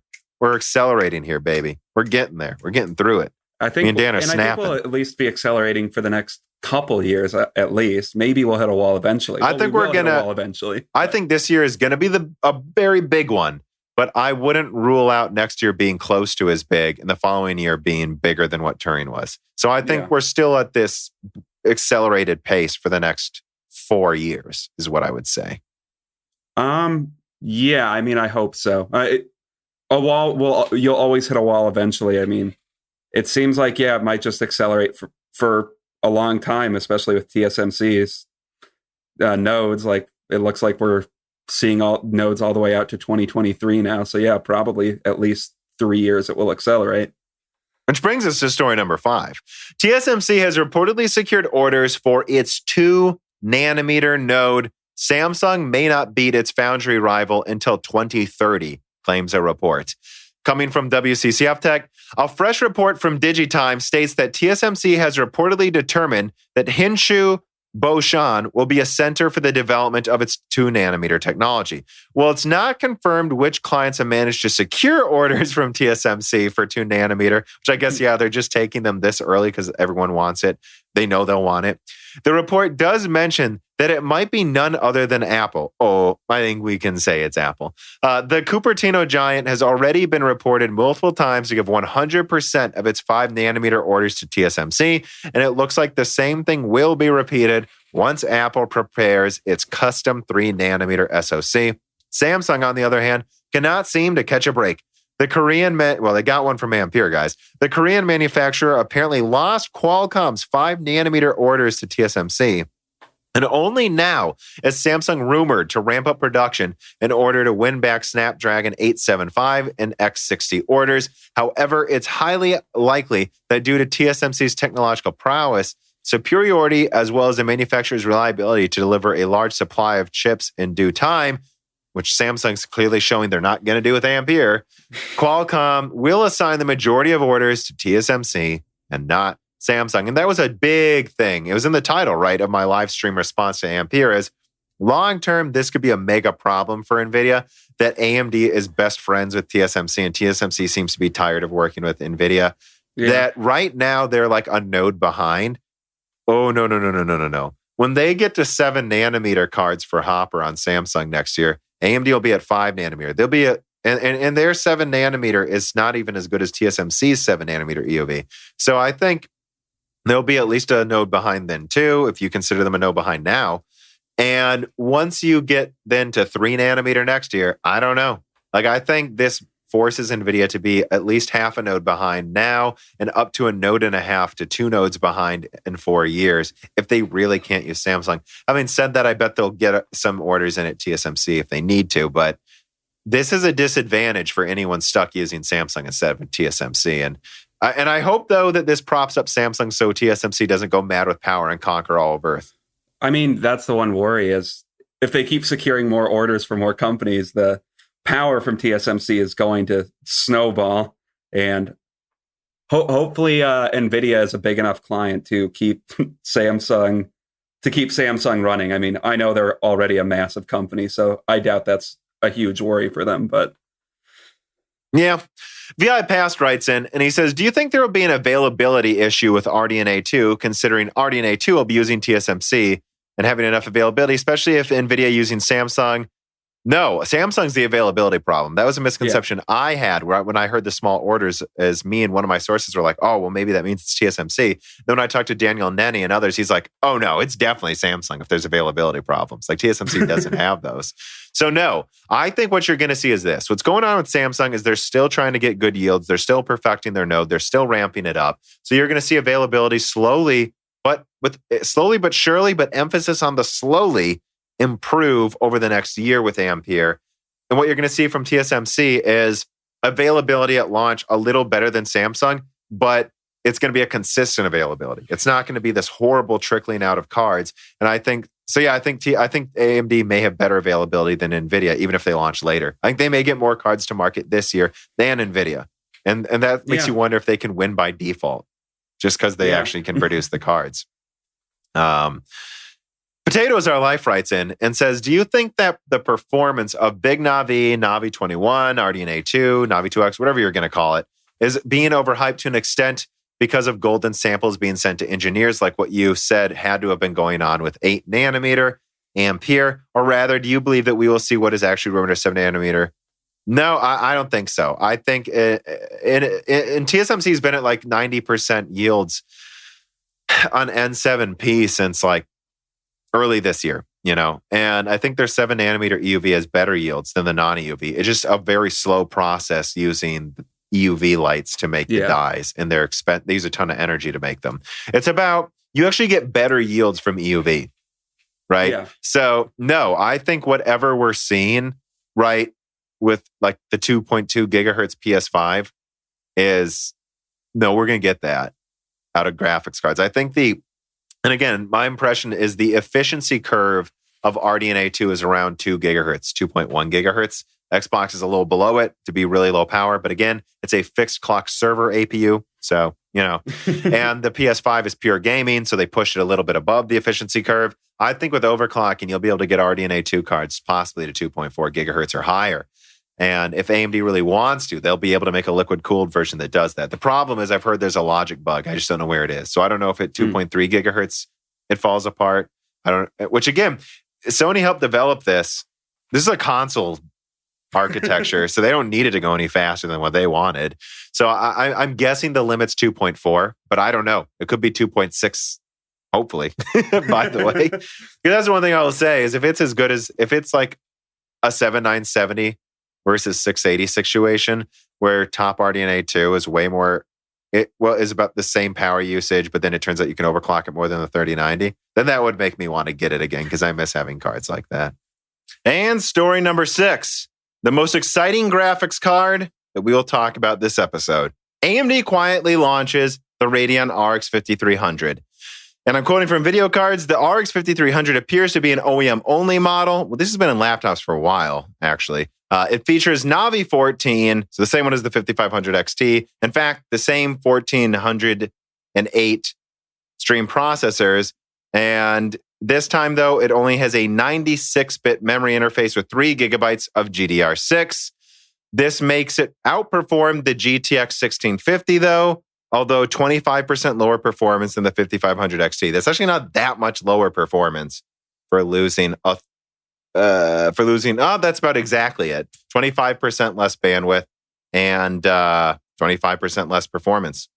It's not that bad. It beats the 1650. I mean, looking at bar graphs here, it seems like, and again, this is like when people ask if it does Battlefield 5 on high at 86 frames a second. Like when people ask me what 1080p performance is, it's like probably infinite if you have a high-end product. I don't know. I don't have much to say about this graphics card. It's a 3 gigabyte version of the 5500 XT. Honestly, if they sold this for like $100, kind of like an RX 560 replacement, and especially if they had 126 gigabyte models, I could see this being fine. Honestly, for low-end gaming, it's fine. I don't know. If you could just throw this out for $100, fuck it, why not? So I think if they could do it 100 or less for 3 gigabytes, and especially if they could get a 6 gigabyte model out for like 100, 110, 120, yeah, a single 6-pin card, it's fine. I think there is space for like the $500 to $600 gaming PC, and I don't know. It seems like they don't care about that space at all anymore. And given that this is OEM only currently, it looks like they still don't care. But it would be cool to see it get released to consumers. They have been filling this space recently, Dan. The RX 580. They've just been selling the 580 for like $120 for frickin' 3 years straight. Arguably 4 years if you're talking about the 480. And that's just what they're happy doing, which I think makes sense. I think that's kind of what you're going to see moving forward is it's like, hey, we have last gen nodes. We can keep producing this one die super dirt cheap with like 100% yields. We're just going to keep spitting these things out and sell them for nothing. The problem is then when it's GDR6, where like a fourth of the cost is the GDR6. That's the problem in the low end. It's less of a problem the more you pay. It's more of a problem the smaller, right? Is that GDR6 just becomes too much of the cost to even really make sense to make a low end card anymore. I mean, yeah, that makes sense. Just, which I don't know, like maybe they'll start putting like DDR4 on cards. I guess I don't know how expensive that. Oh, DDR5 or DDR, yeah. Which DDR5 gets about as fast as GDR5 anyway. So I do think that's what they're going to do. But, and it's hard to compete down there when you can get consoles for they're Same coming price. out, like I would almost, the best time to launch a $100 low end card is usually a couple years after the consoles are out. Because that's usually when you can launch something for like $100 that is around the performance of the consoles that are still selling for $300 to $400. Like that's when you launch those cards. But around the launch of a console, Yeah. But anyways, story number 7. Talk about Sony. Oh, I didn't even put the title correctly. I just put a placeholder here for several stories. So this is kind of like what we usually have been doing. It's kind of a wrap up of one of the consoles. And I just wanted to talk for a second about the fact that what I was told by a couple sources about the PlayStation 5, those are the same ones that mentioned those exclusives I talked about, also said Sony was considering opening pre-orders without a price. Guys, they just did it. Those sources are legit. Well, and let me quote too, right? I'll quote from The Verge. Sony announced the latest step in its dragged out PlayStation 5 reveal, with the company opening online registration to possibly receive an invitation to be one of the first to pre-order the console directly from PlayStation. The news is, of course, conspicuously absent of details like a price or release date for the PlayStation 5, as Sony continues its excruciatingly slow game of cat and mouse with Microsoft over who will blink and announce an actual cost for its next-gen console first. So here it is, guys. I said they were considering announcing pre-orders without a price. They did it. This is getting kind of ridiculous at this point, but hopefully we'll see a price from them this month. I don't know. Again, as I've said earlier in the episode, we're focusing on Ampere and Tiger Lake this week. Yeah. And next week, I was hoping with my next guest, who does a lot of analysis of PlayStation and Xbox stuff, to discuss their business decisions and strategy for next gen in depth. And I remember talking to him a week ago. They'll announce stuff by early September, right?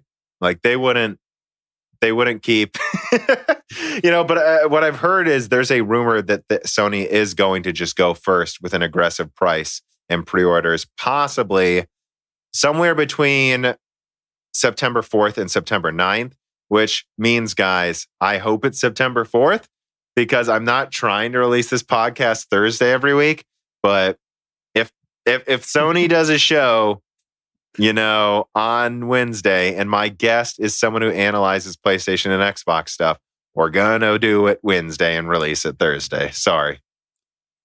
Yeah. Which at that point, you start to wonder if we should move it to Thursday, right? But and if they have a September 9th show, they're all of these tech companies seem to be kind of just saying them really like right before they're having these conferences. But if there's a September, we're seeing 9th, this with AMD and Nvidia too, holding things close to their chest. Yeah, and I think part of it is with COVID, it kind of just allows them to play. It makes it COVID. It almost makes it easier to play things close to your chest. Like, oh, we don't need to rent out this conference room space months in advance, so we can just go whenever we want. We can quickly throw together our conference, and within 2 days, we can announce and produce the conference that works best for the exact moment we need it to. And you have less people traveling, going to conferences together, drinking beers and telling people. So you have less stuff leaking. So they know they can probably have nobody know anything for as long as they want to.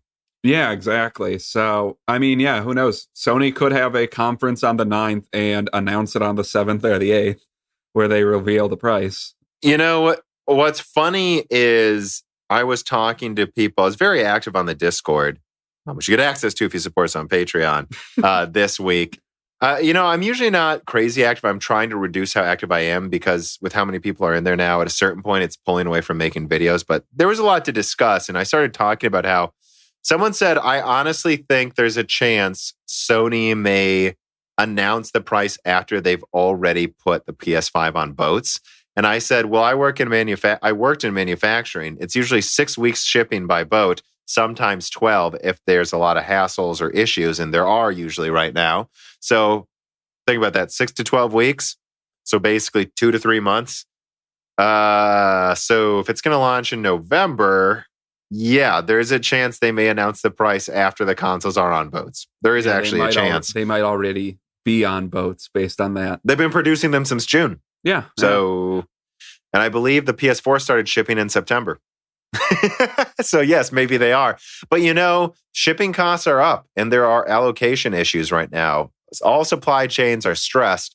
So you wonder if almost they are there. I think they would have announced the price sooner if they needed to. Don't get me wrong. But you almost wonder if Sony's like, hey, look, we don't even know how much our shipping cost is going to be. So let's wait to find that out before we announce price. Screw it.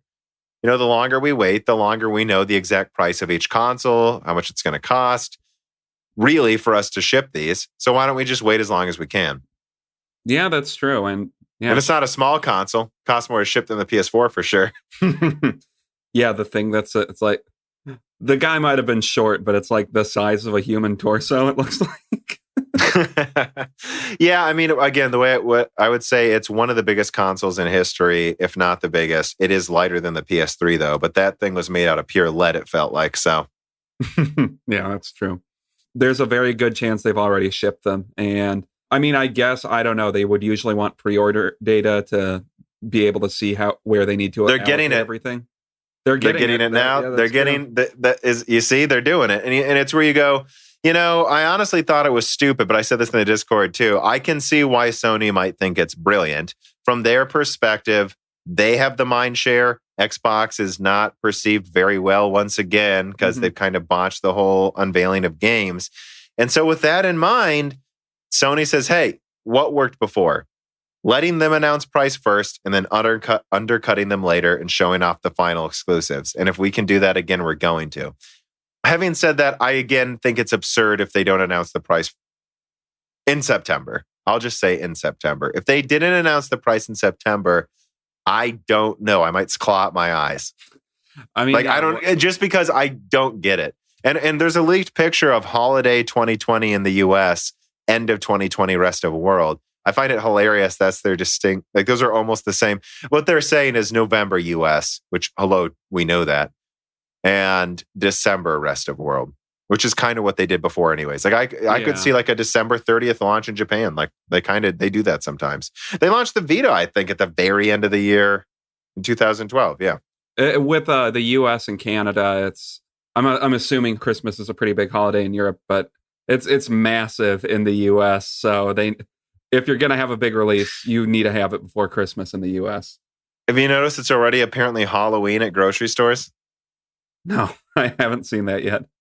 At the Hy-Vee here in Peoria I go to, since 2 weeks ago, they've been selling candy and have a whole Halloween aisle. Jesus. And I listening to the morning news podcast I listened to, just Start Here by ABC News. They were talking about how they literally opened an episode by going, nope, you didn't missee that. There are already Halloween aisles in your grocery store. This is Start Here. And I started laughing because I'm like, there are. Anyways, Cruster writes in and says, for the Xbox Series X APU, is Microsoft using this chip for other applications and hardware? I remember Tom talking about it before. Yes, it's a server chip. It's a fixed frequency, low power server chip for streaming multiple instances of games, and they may even use it in Azure Cloud as well. That is why they clocked it so low at fixed clock speeds, because it's really a server APU they're putting in a game console. And this is public information. You can look it up, guys. I'm not, Yeah, yes, this isn't speculation or a leak. This is just, we know this. Yeah, I know. Well, yeah, but they'll be like, well, only a fanboy would say that they're selling a server chip to gamers, just like AMD did with Vega. That's what's going on, guys. Why not? It works well for both. And especially if you're someone who doesn't need Xbox, right? Like Azure and xCloud is their.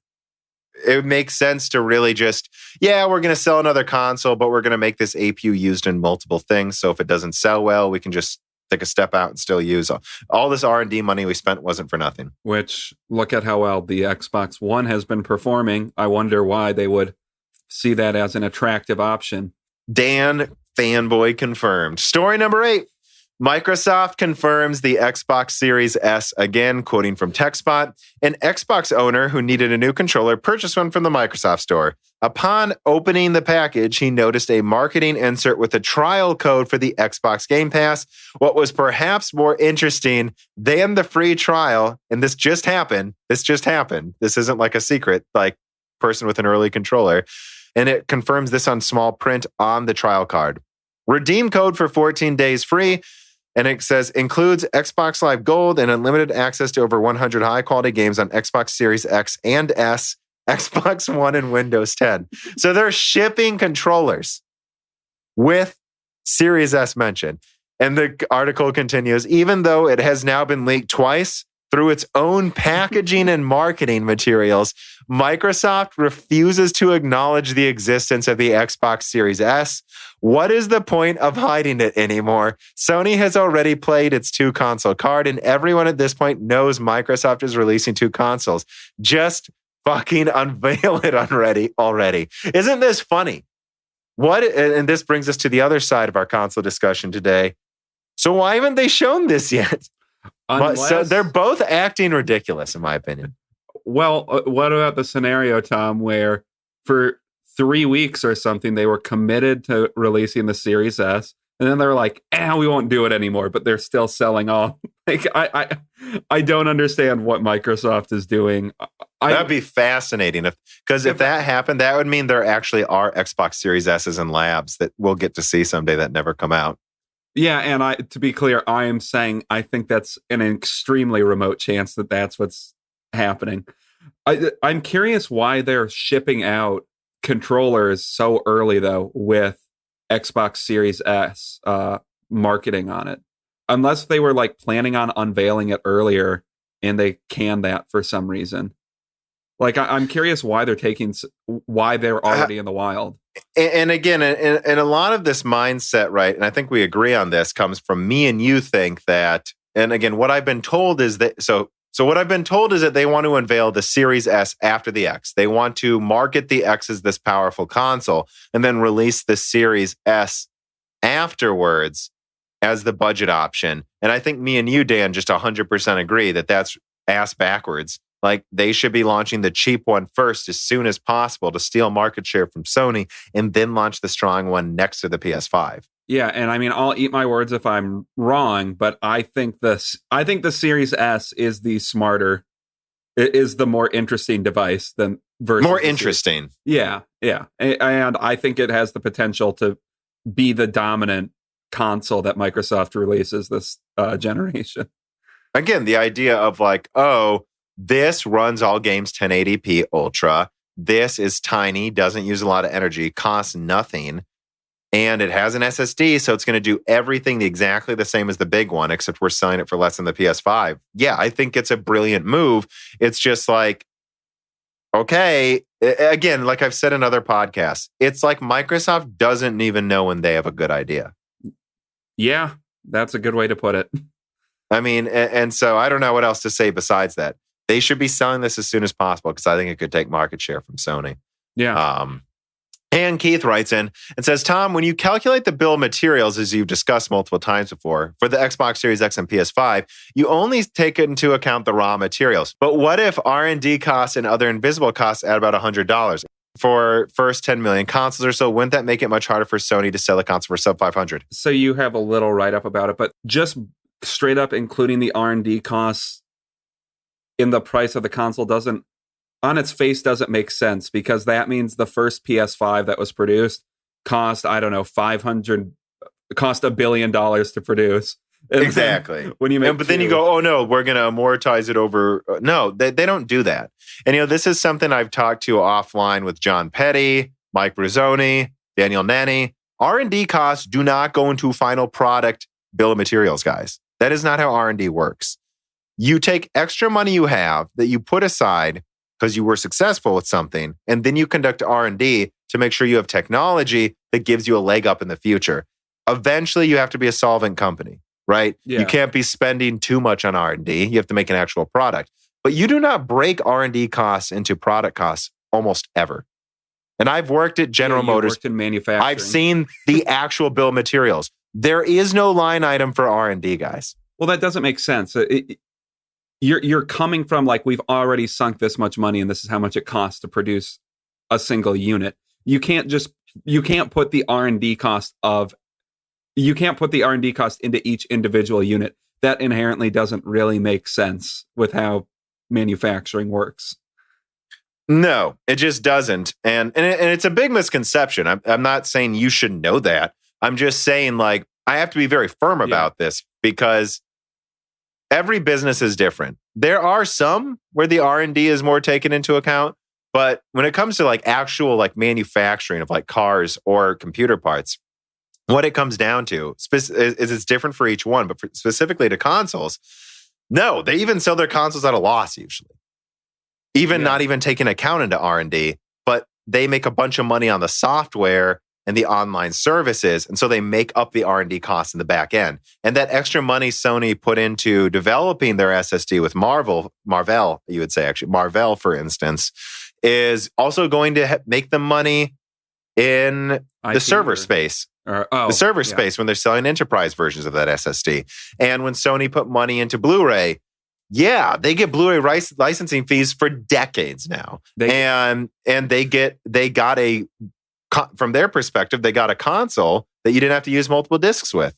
This is why they do this. Now, Xbox is paying Sony for each Xbox sold because they have to put a Blu-ray player in it. Yeah. That's why Sony put in the R&D for the Blu-ray. They didn't divide up. It was just the cost of the actual Blu-ray player for the bill of materials for the PS3. And if you look at Sony's history, they have they're highly interested in developing IP. Like, they do this constantly. I think that's where they make a lot of their money is IP they create from, or just IP and patents they probably co-sign that with other companies like Blu-ray. I mean, maybe some stuff with RDNA too. We don't know. They co-develop stuff constantly.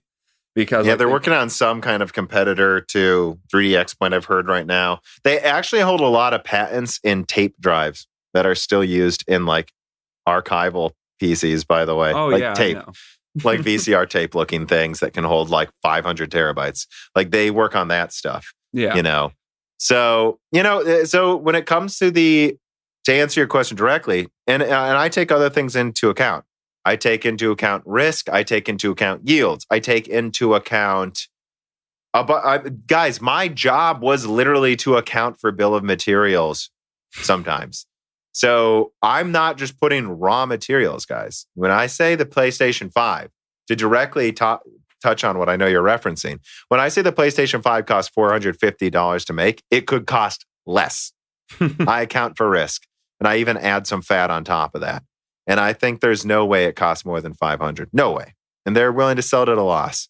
So this idea of a $600, again, like going back to what I said earlier, everyone underestimated the consoles. Then everyone underestimated Ampere. Now everyone's underestimating the console price and RDNA too. Stop. They're all impressive. It's kind of like what we said when we were talking to Tech Deals. And he brought up a good point, which is basically whether it's a console or a next-gen PC, 2020 is one of those just transition years where there's everything before it and everything made after it. Everything made after it is going to crush everything before it. That's it. That's how technology works sometimes. Yeah, I know. It's like when we were talking about how the PS5 looks like in some ways it could revolutionize how games are rendered. It's like people are saying, so you think PCs are going to become obsolete? Well, no, they're not.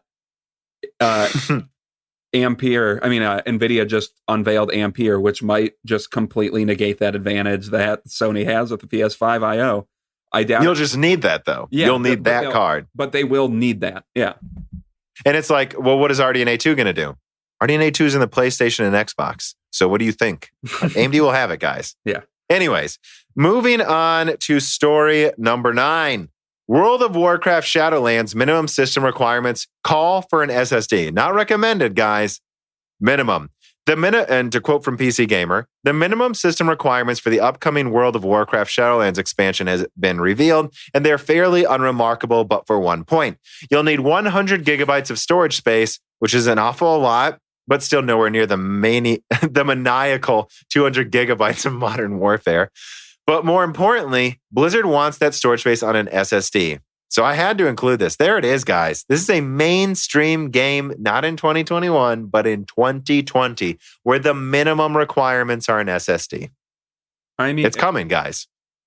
Yeah, and of course it is. Like hard drives are a different technology than SSDs, and SSDs are way better than hard drives for the uses of gamers. We're going to need to switch to SSDs completely at some point. Well, and it's funny because I think gamers were kind of surprised the consoles aren't using hard drives this gen. But from the perspective of programmers I've talked to, they were like, oh, I was surprised the PS4 didn't have an SSD. I mean, if you were to ask me back then, I would have said, make the console $100 more and give it half the capacity if it means it gets a goddamn SSD, because we can make games run twice as efficiently if we could just stop using hard drives. Yeah, and if we could just eliminate hard drives from the equation, yeah, games would just be better now. And Microsoft and Sony are kind of forcing the hand of the PC market. Like they're going to have to adapt too, because both of the market leaders now for gaming have SSDs in their consoles. And again, it is actually directly comparable to multi-core that happened. It was like, I remember it, right? The year the PS4 and Xbox One came out, right? With their 8-core CPUs. What happened? I guess 7 cores technically with the PS4. What happens? That is when Battlefield 4 came out, and there were tons of people complaining their i5 couldn't do 144 hertz anymore. And it's like, yeah, I know, because now you need that many threads, guys. Yeah. And they're running it on a 1.6 gigahertz 7 core at 60 frames. So what do you think is going to be required for double that frame rate? You're going to need that many cores clocked higher or less cores clocked really fast, which if you had an i7, you were fine. But yeah, it's happening again. Clavin writes in and he says, with direct storage and a move towards streaming between storage and GPU, do you think Steam, Epic, etc. will move to a model wherein games are installed on HDDs or perhaps SATA SSDs, but when you launch a supported game, it transfers everything to a partition of the NVMe, or we have to manually manage everything? I think that's going to happen. I just think Steam I do. And I think RTX IO may handle it for you. I think there might be an install for RTX IO that's just like 200 gigabytes on a fast SSD, and then it can just manage things for you. I think. There's going to have to be some handoff here, though, between Steam, the graphics card, and stuff. So I don't know how it's going to work. But the way I would answer it is I think it's common sense for that to be how it works eventually. I think that could kind of be an interim system, but it's, in my opinion, it's like NVMe is becoming cheap enough where I don't know is that necessary? That's a good point. You know what? That's a good point. It might. Yeah, that's true. Where you could make the argument that, and I mean, even just, and this is a problem too. Like you could SATA SSDs, they're like let's say half a gigabyte per second. So if you're transferring a 100 gigabyte game, that's still you still gotta just sit there now, like 5 minutes. And I guess you say an SSD, SATA SSD as well as a possible solution, but it's like. Also, and then a hard drive would take 10 minutes. Yeah, it's also if you're taking into account internet speeds, it's going, if you just have a 512 gigabyte SSD in your system, it might be faster to just quickly swap by downloading stuff in the near future than it is sometimes between hard drive and an NVMe drive. No, I've definitely had situations recently where that was true on some of my computers. Like I back up and archive like videos and stuff I do just so I can go back and reference things if I need to in the original copies or pull something I found before. And I was going to just get like a 4 terabyte SSD, but I barely came to, technically the hard drive that was 2 terabytes was cheaper than like a 2 terabyte SSD by a big amount. And so I got it and I regret it. And I have to back up my PC. It takes like 5 hours to back up multiple terabytes. It's ridiculous. And I wish I would have just gotten an SSD that I can just plug into the USB 3 port and just have it done. And, in like 20 minutes or something. It's so dumb. I just think, guys, hard drives are just kind of on the way out. I think even for archival purposes, that's only going to last so long. Yeah. Like SSDs are getting cheaper than hard drives in many ways. Yeah, I mean, they pretty much are cheaper than hard drives, or at least I haven't checked hard drive prices for a while, I guess, but you can get SSDs for dirt cheap now, especially if you're like looking at SATA drives. That's just, there's no real excuse to getting a hard drive at this point.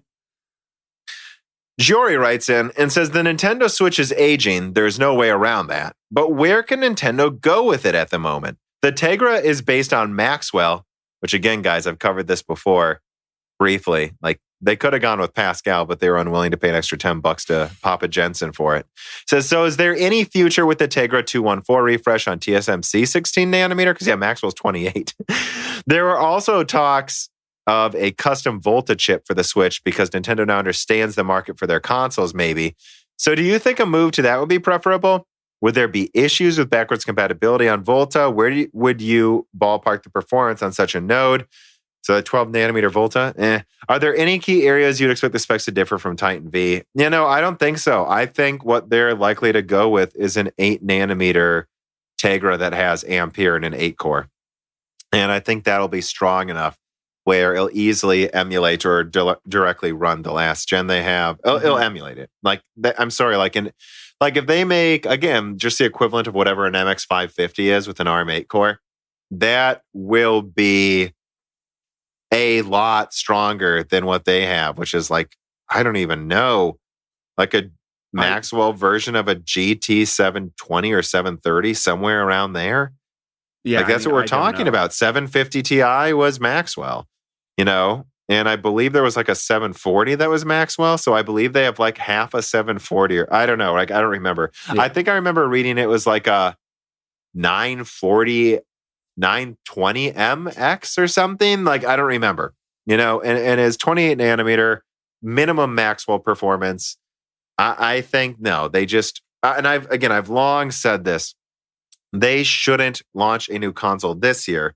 They should launch it 2021. And the rumor is it will be 2021 because 2021 is when they'll be able to get an Ampere ARM refresh or even just an RDNA 3 Zen 3 APU that is smaller than you'd think and cheaper to make probably than you'd suspect, by the way. And they'll just use that and they'll sell, and then they can make something, maybe they give it 8 gigabytes of RAM, something like a little weaker than an Xbox Series S. But if it has an SSD in there, and it almost certainly will, they can make something that runs most AAA games better than even the current Switch can, which can't run really any anymore. So, well, yeah, and if they could get something close to as strong as a Series S, or even half as strong as a Series S, I think they would at least be able to compete. They would be able to run most AAA games that would be ran on the PS5, which that's a huge problem for the Switch. Is the Switch isn't going to run shit that the PS5 or Series S can. Like, yeah, Series X, Series S, like it's just straight up not going to. Yeah. Like not even close. Yeah, and I know they built this really insular market where they kind of have it's almost its own separate atmosphere, but without any crossover, I feel like they're losing a lot of potential buyers. Well, and it's funny, a new Paper Mario kinda came out. It's still not exactly what I want, but it got decent reviews. And I was like, maybe I'll get a Switch for Paper Mario. I love Paper Mario, at least the first two, the real ones. And when I was looking at it before the reviews came out, they were still selling this thing for $300. That's the equivalent of like a $50 Chinese smartphone in performance. Like, I'm like, I'm not paying. It's a 720p screen. It's not all about graphics, guys, but I'm not paying $300 for this $50 fucking thing. Like, I'm not. Yeah. I'm sorry, Nintendo. I'm not doing it. And so at the end of the day, I also looked at like the handheld only version because I think that would be something I'd be interested in for traveling. And it turns out it's not really smaller than the normal version, by the way. No, it's not. You just can't take off the Joy-Con sides. Yeah. Yeah. It's like when the other one's fully assembled, it's technically slightly smaller, but I'm like, well, either I can put this in a pocket or not. Yeah. The Vita was barely big enough to fit in a back pocket or something. So if it gets to the point where it can't fit in my pocket and it like is not even close to being able to, then I would say, okay, so why not just carry a laptop with me and use a controller? I mean, I agree. And I've had... Let's get a Tiger Lake. They'll make a Tiger Lake portable gaming device that fits in my pocket easier than the Switch does. And it's so much more powerful and runs all my games from PC. Yeah, and like I've had friends who've asked, like, would you get a Switch? And it's like, if I can get it for $150, maybe then. But it's very overpriced in my opinion already. And I know there is going to be some people that it's like it's about the games. I'm like, it is about the games, but I have a lot of games on my existing console and certainly on PC. And so it has to be a little bit about the specs. And the specs are so bad that no. No. Let's see here. No, wait. All right. Story number 10. Nintendo Switch Joy-Cons get over-the-air charging with PowerCast.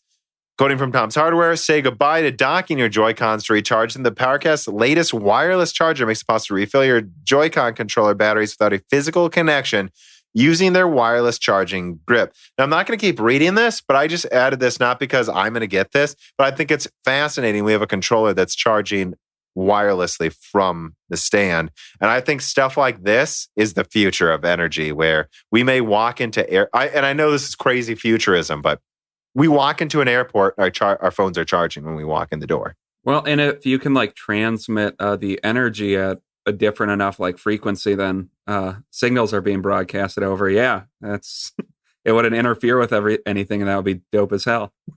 And I mean, I could see in the next 10 years, even at least getting to a space where you can put a charging obelisk, let's say, on a table, and anything within 20 feet charges slower. And if you put it right next to it, it charges fast. Yeah, I'm curious what like the range on the Joy-Con thing. So what I'm looking for too, to see how close we are to this Dark Mirror episode. Black Mirror. Oh, sorry, Black Mirror. It looks like it's got to be about within a foot. Okay, so not super. But yeah, I mean, I agree. It's still interesting though. It's not a pad. It's literally wirelessly charging if it's close. Yeah, I mean, and that was the next step past those pads. And yeah, I think this is. I think you're absolutely right that this could be the future, and that's how the Satanists are going to get us, Tom, with our power obelisks. That's right. That's when the lizard people come for us and control us from their pizza parlors. Tyra writes in and says, "Hi, Tom. I got a conspiracy theory question for you." Oh, perfect timing.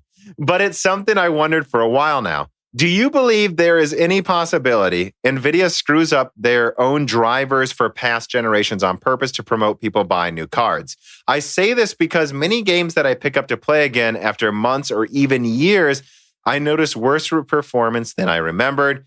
And the only thing I changed in my system was driver updates. Tested it myself. Going back to older drivers actually increases performance. One special case was Assassin's Creed Odyssey with new drivers. I was getting low performance because I was sitting at around 50% GPU usage. And after older drivers reinstalled, 90% GPU usage, I got a massive boost in FPS. Yeah, I'm going to be honest. People call me an Nvidia hater, but I don't think they do this. I think it's mistakes that they're not testing older cards as often anymore when they put new drivers out. And if they were doing some planned obsolescence scheme, why would it be older games? I think your theory that maybe they're just screwing stuff up with older games with their new drivers because they're not focused on them anymore sounds more realistic than intentionally messing with them. I mean, I haven't tried it with AMD drivers. Maybe that's the case with AMD drivers as well. Well, yeah, and let me say this too, guys. I guess it was a few months ago at this point, did a review of the GTX 583 gigabyte, and they added DirectX 12 support to it. And this is a 10-year-old card. That's pretty nuts that thing can run the newest games, even if some of them not as well. Although it actually was able to run the Division 2 in full 1080p at low settings, which would have been ultra at the time of the 580 for sure. And it was about 50 frames a second. It was hitting 60 in some areas. So, no, I mean, I don't think they would do stuff like that and then also nerf these cards. I just think some architectures are more likely to have issues. Or I don't know which card you use, Tyra. If it's Kepler, it doesn't surprise me. I've heard Kepler was overly complicated to utilize. That frankly just wasn't a very good architecture. But that, they're still supporting Fermi, kind of. I mean, they've got legacy drivers that work. And I just think it comes down to incompetence is too strong a word, but they're focusing on the newest stuff. And I don't think it's intentional. I don't think this is an Apple situation. Yeah, I agree. And I don't want to call it incompetence. It's just you focus on what matters. And it's the new games that matter. All right. Ike's writes in and he says, is a 120 compute unit big Navi feasible? It's a very short question. A 120 compute unit Navi, yes, but it's unnecessary, right? It's better to have 80 compute units at 2.2 gigahertz than 120, I think. Well, yeah, I mean, that's what Arcturus is, right? Mm-hmm. Or is it 128? Well, it doesn't matter. I think it's 128. But it's an unnecessarily high number of CUs that they have to clock way lower. The fewer CUs clocked higher is better for gaming. So 80 is typically better. All things considered, if you can equal the same teraflops. And it's also a smaller die. So that means you can make more of them. Costs less. So, yeah, I mean, I think it's feasible. And this is another funny thing I'm seeing people say. Again, bringing it full circle to the whole SMCU thing with Ampere. Think of it this way, guys. Oh, now there's 10,700 CUDA cores in the 3090 or whatever it has. I think it's 10,500 around there. Doesn't that mean AMD now needs double the CUs? No. They have 84 SMs, guys. 84. They had 72 with Turing. Mm-hmm. So what does this mean, right? Not that much. That still means 80 compute unit Navi, assuming it has the performance it sounds like it has, can compete with an 84 compute unit, or at least a cut down one, a 72 SM RTX 3080 just fine. It's on a superior node too. They have less cores clocked much faster with higher utilization. Nvidia's going for almost their own version of Vega, frankly. Well, yeah, and it's not like we haven't seen this before. I mean, Fermi had way fewer cores than the 7000 series. That's happened before. And there's multiple ways to skin a cat. So I think it's feasible. I could see RDNA 3 going to 120 compute units, I guess. Yeah. But I just think right now it's not necessary.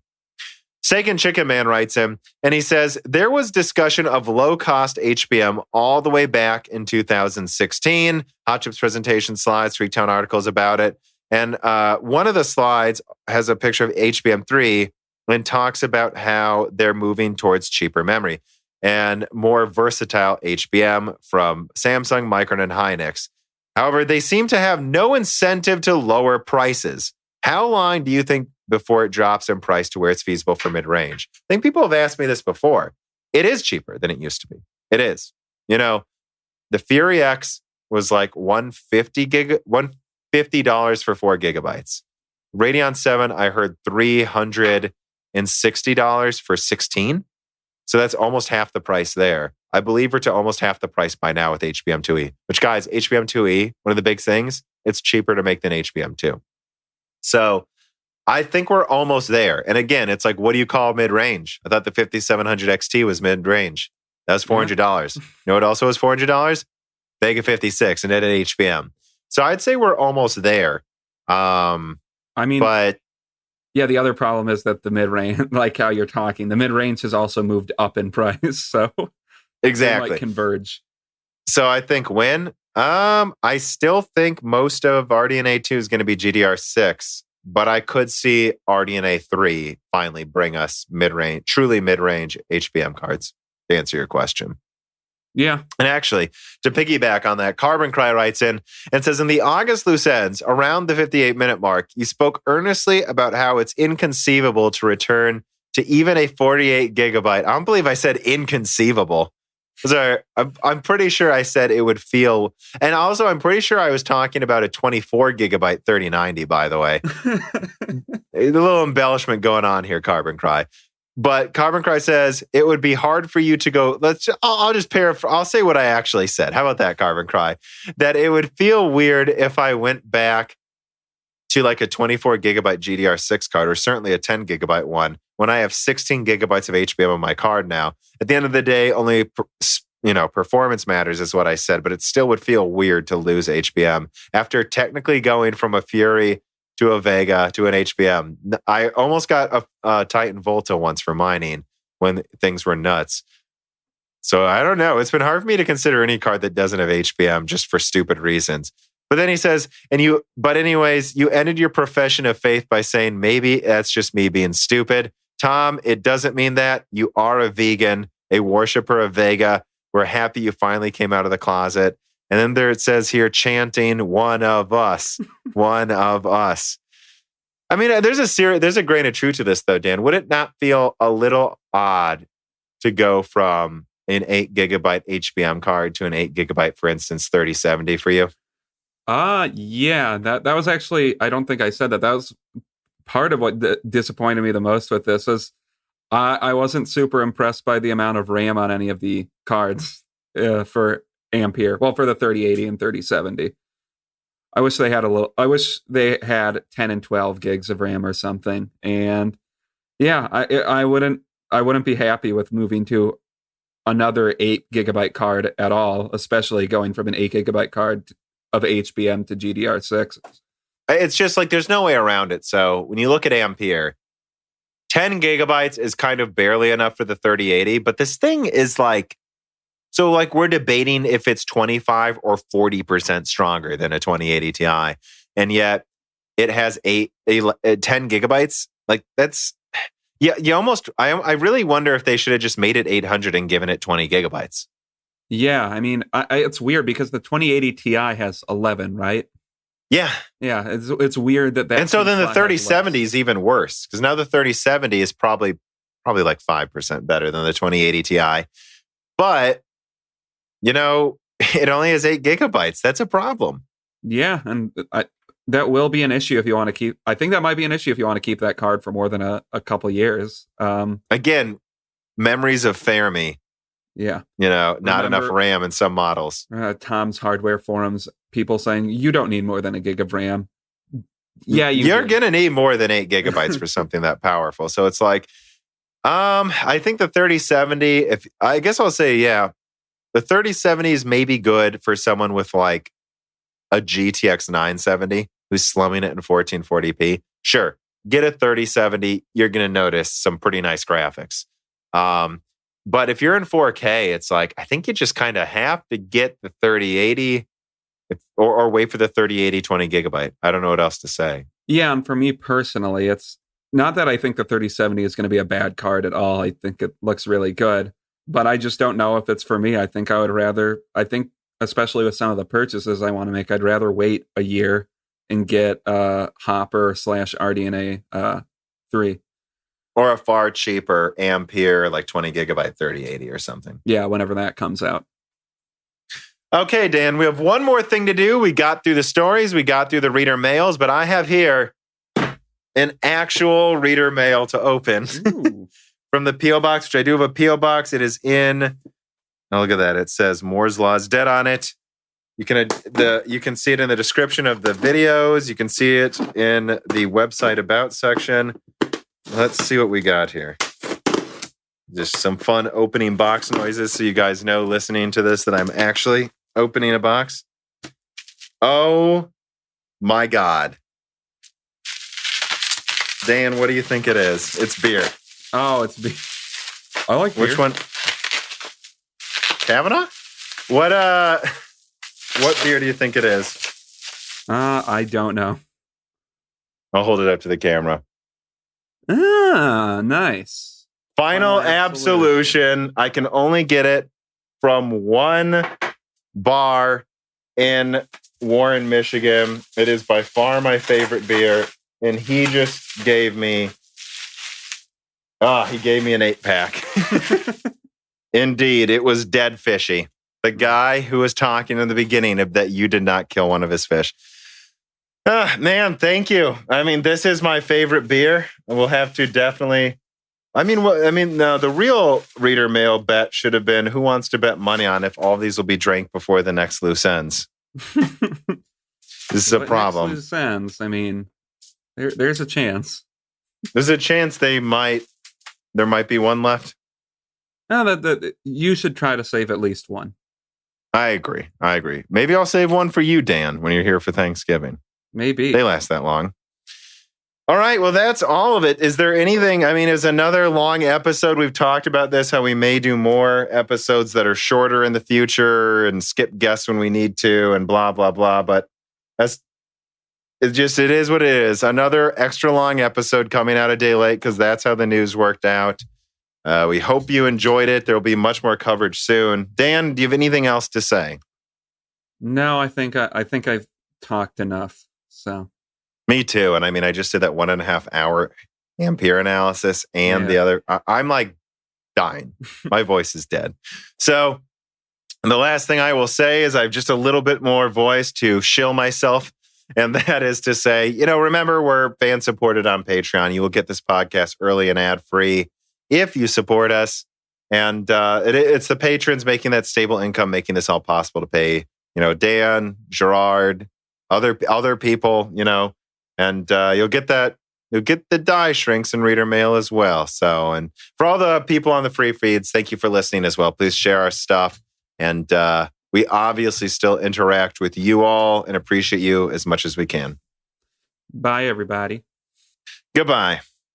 The following podcast was brought to you by the YouTube channel and website Moore's Law is Dead. Moore's Law is Dead and Broken Silicon are trademarks of their creator, Tom. That guy is me, and I am indeed the creator, editor, writer, and showrunner of Moore's Law is Dead podcasts, videos, articles, and other media. However, Moore's Law is Dead is a team, with Broken Silicon co-hosted by my brother, Dan, audio editing by Gerard Cortez, and select technical editing by Carbon Cry. You can find all of our information, including how to get a hold of us, at www.mooreslawsdead.com. And if you are a fan and would like to send mail or other hardware, please mail parcels to Moore's Law is Dead, P.O. Box 10468, Peoria, Illinois, 61612. And speaking of fans, without exaggeration, the patrons are solely responsible for the continued distribution of the content you just listened to. And so if you have some extra money, but only if you do, please consider supporting us. For just $2 a month, you get access to the exclusive podcast Die Shrink, voting on subjects of future podcast episodes, the ability to have your questions read aloud on Broken Silicon, Die Shrink, and Loose Ends, and of course, the Moore's Law is Dead Discord full of like-minded people who would love to meet you. I am one of them. The Discord is only at $1, and at higher tiers, you get access to ad-free episodes of Broken Silicon, the back catalog of Flyover States podcast, thanks in the credits of videos and podcasts, and other perks as well. And if you cannot afford to support us, please just share Moore's Law is Dead videos and podcasts with friends and family on social media and Reddit. And give Broken Silicon and Flyover States a 5-star review on Apple Podcasts. All of this really does help so much more than I think anyone realizes. If you'd like to advertise on the podcast or a person of interest who would like to be a guest, please reach out to the email address mlhbdead@gmail.com. But as I said, this podcast would not be possible without its fans supporting it. And so now it is time to give a personal thanks to the greatest of the fans. The following supporters are at the 10 gigahertz or higher producer levels. Matthew McMullen, Telos, Dean, Benny Berlin, Justin Yant, Thomas Rupp, I Love You, Lynn Jim Bollocks, Joshua Albin, Mohammed Al-Kwari, Frederick Lau, James Crasted, Justin Farish, Zachary Martin, Terrence Herod, Brad Medlin, Phil S., Courtney Elliott, The Ninth Dude, Greg Renegar, TSPCFS, Chrysantine, Night Rogue 77, The Mechanical Philosopher, Lebo King Kilo, Fatboy Diesel, Daniel Hyde, D-Cat Kunky, Christoph Novak, Jack O'Neill, Matt Salem, Aaron Close, Sexy, VI Pass, Sadler, Isaiah Gosner, Lethros, Telos, Hey There's a Kitty, Greg T. Wanchik, Jacob Barber, Exoti, Hector Santana, Matthew Lane, Joe McMorrow, Jen Rauner, Rubber Ducks, Drita Full, Ali Robertson, Eric Jackson, Jonathan, Job, Evan Dingle, Dominique Cox, Stefan, Original Ross, George Danforth, Sam MacArthur, Total Silo, Sol Connor, Michael Costa, Andrew S., Blake, Aaron Keith, Kerry Baldino, Endless Loggins, Tom Filippo, Justice Brennan, Ivan K., Trevor Powers, Sayonara, Elenia, Joshua Staveness, Daniel Nishbal, Franco Frederick, Hardware Numbers, Alex Carastillo, Dark Rain, 2049, Leighton Perry, Mac, Carlos Valdez, Carnivore Bear, MacDo226, Zabra Zabur, Zlicky, Matin Porshagji, David Cowden, Ricky Tan, Garanadin, Patrick J.S., Justin Staples, Freddie Quinones Jr., Christopher Foster, Kiwi Phil, Jacques Joaquim Pagan, Sarah Light, Anthony Garefa, Matthew Griffin, Alex, Joseph Luria, Carl Marco, Deke, DHR Taumak, Rahul Abaneni, Cheesy Ramen, Jake Dude 23, Brian Riggleman, Maxime Bratukin, Ryan Denescu, Dave McCoy, Valko Milev, and Messieurs. And of course, thank you to Sahara for the music.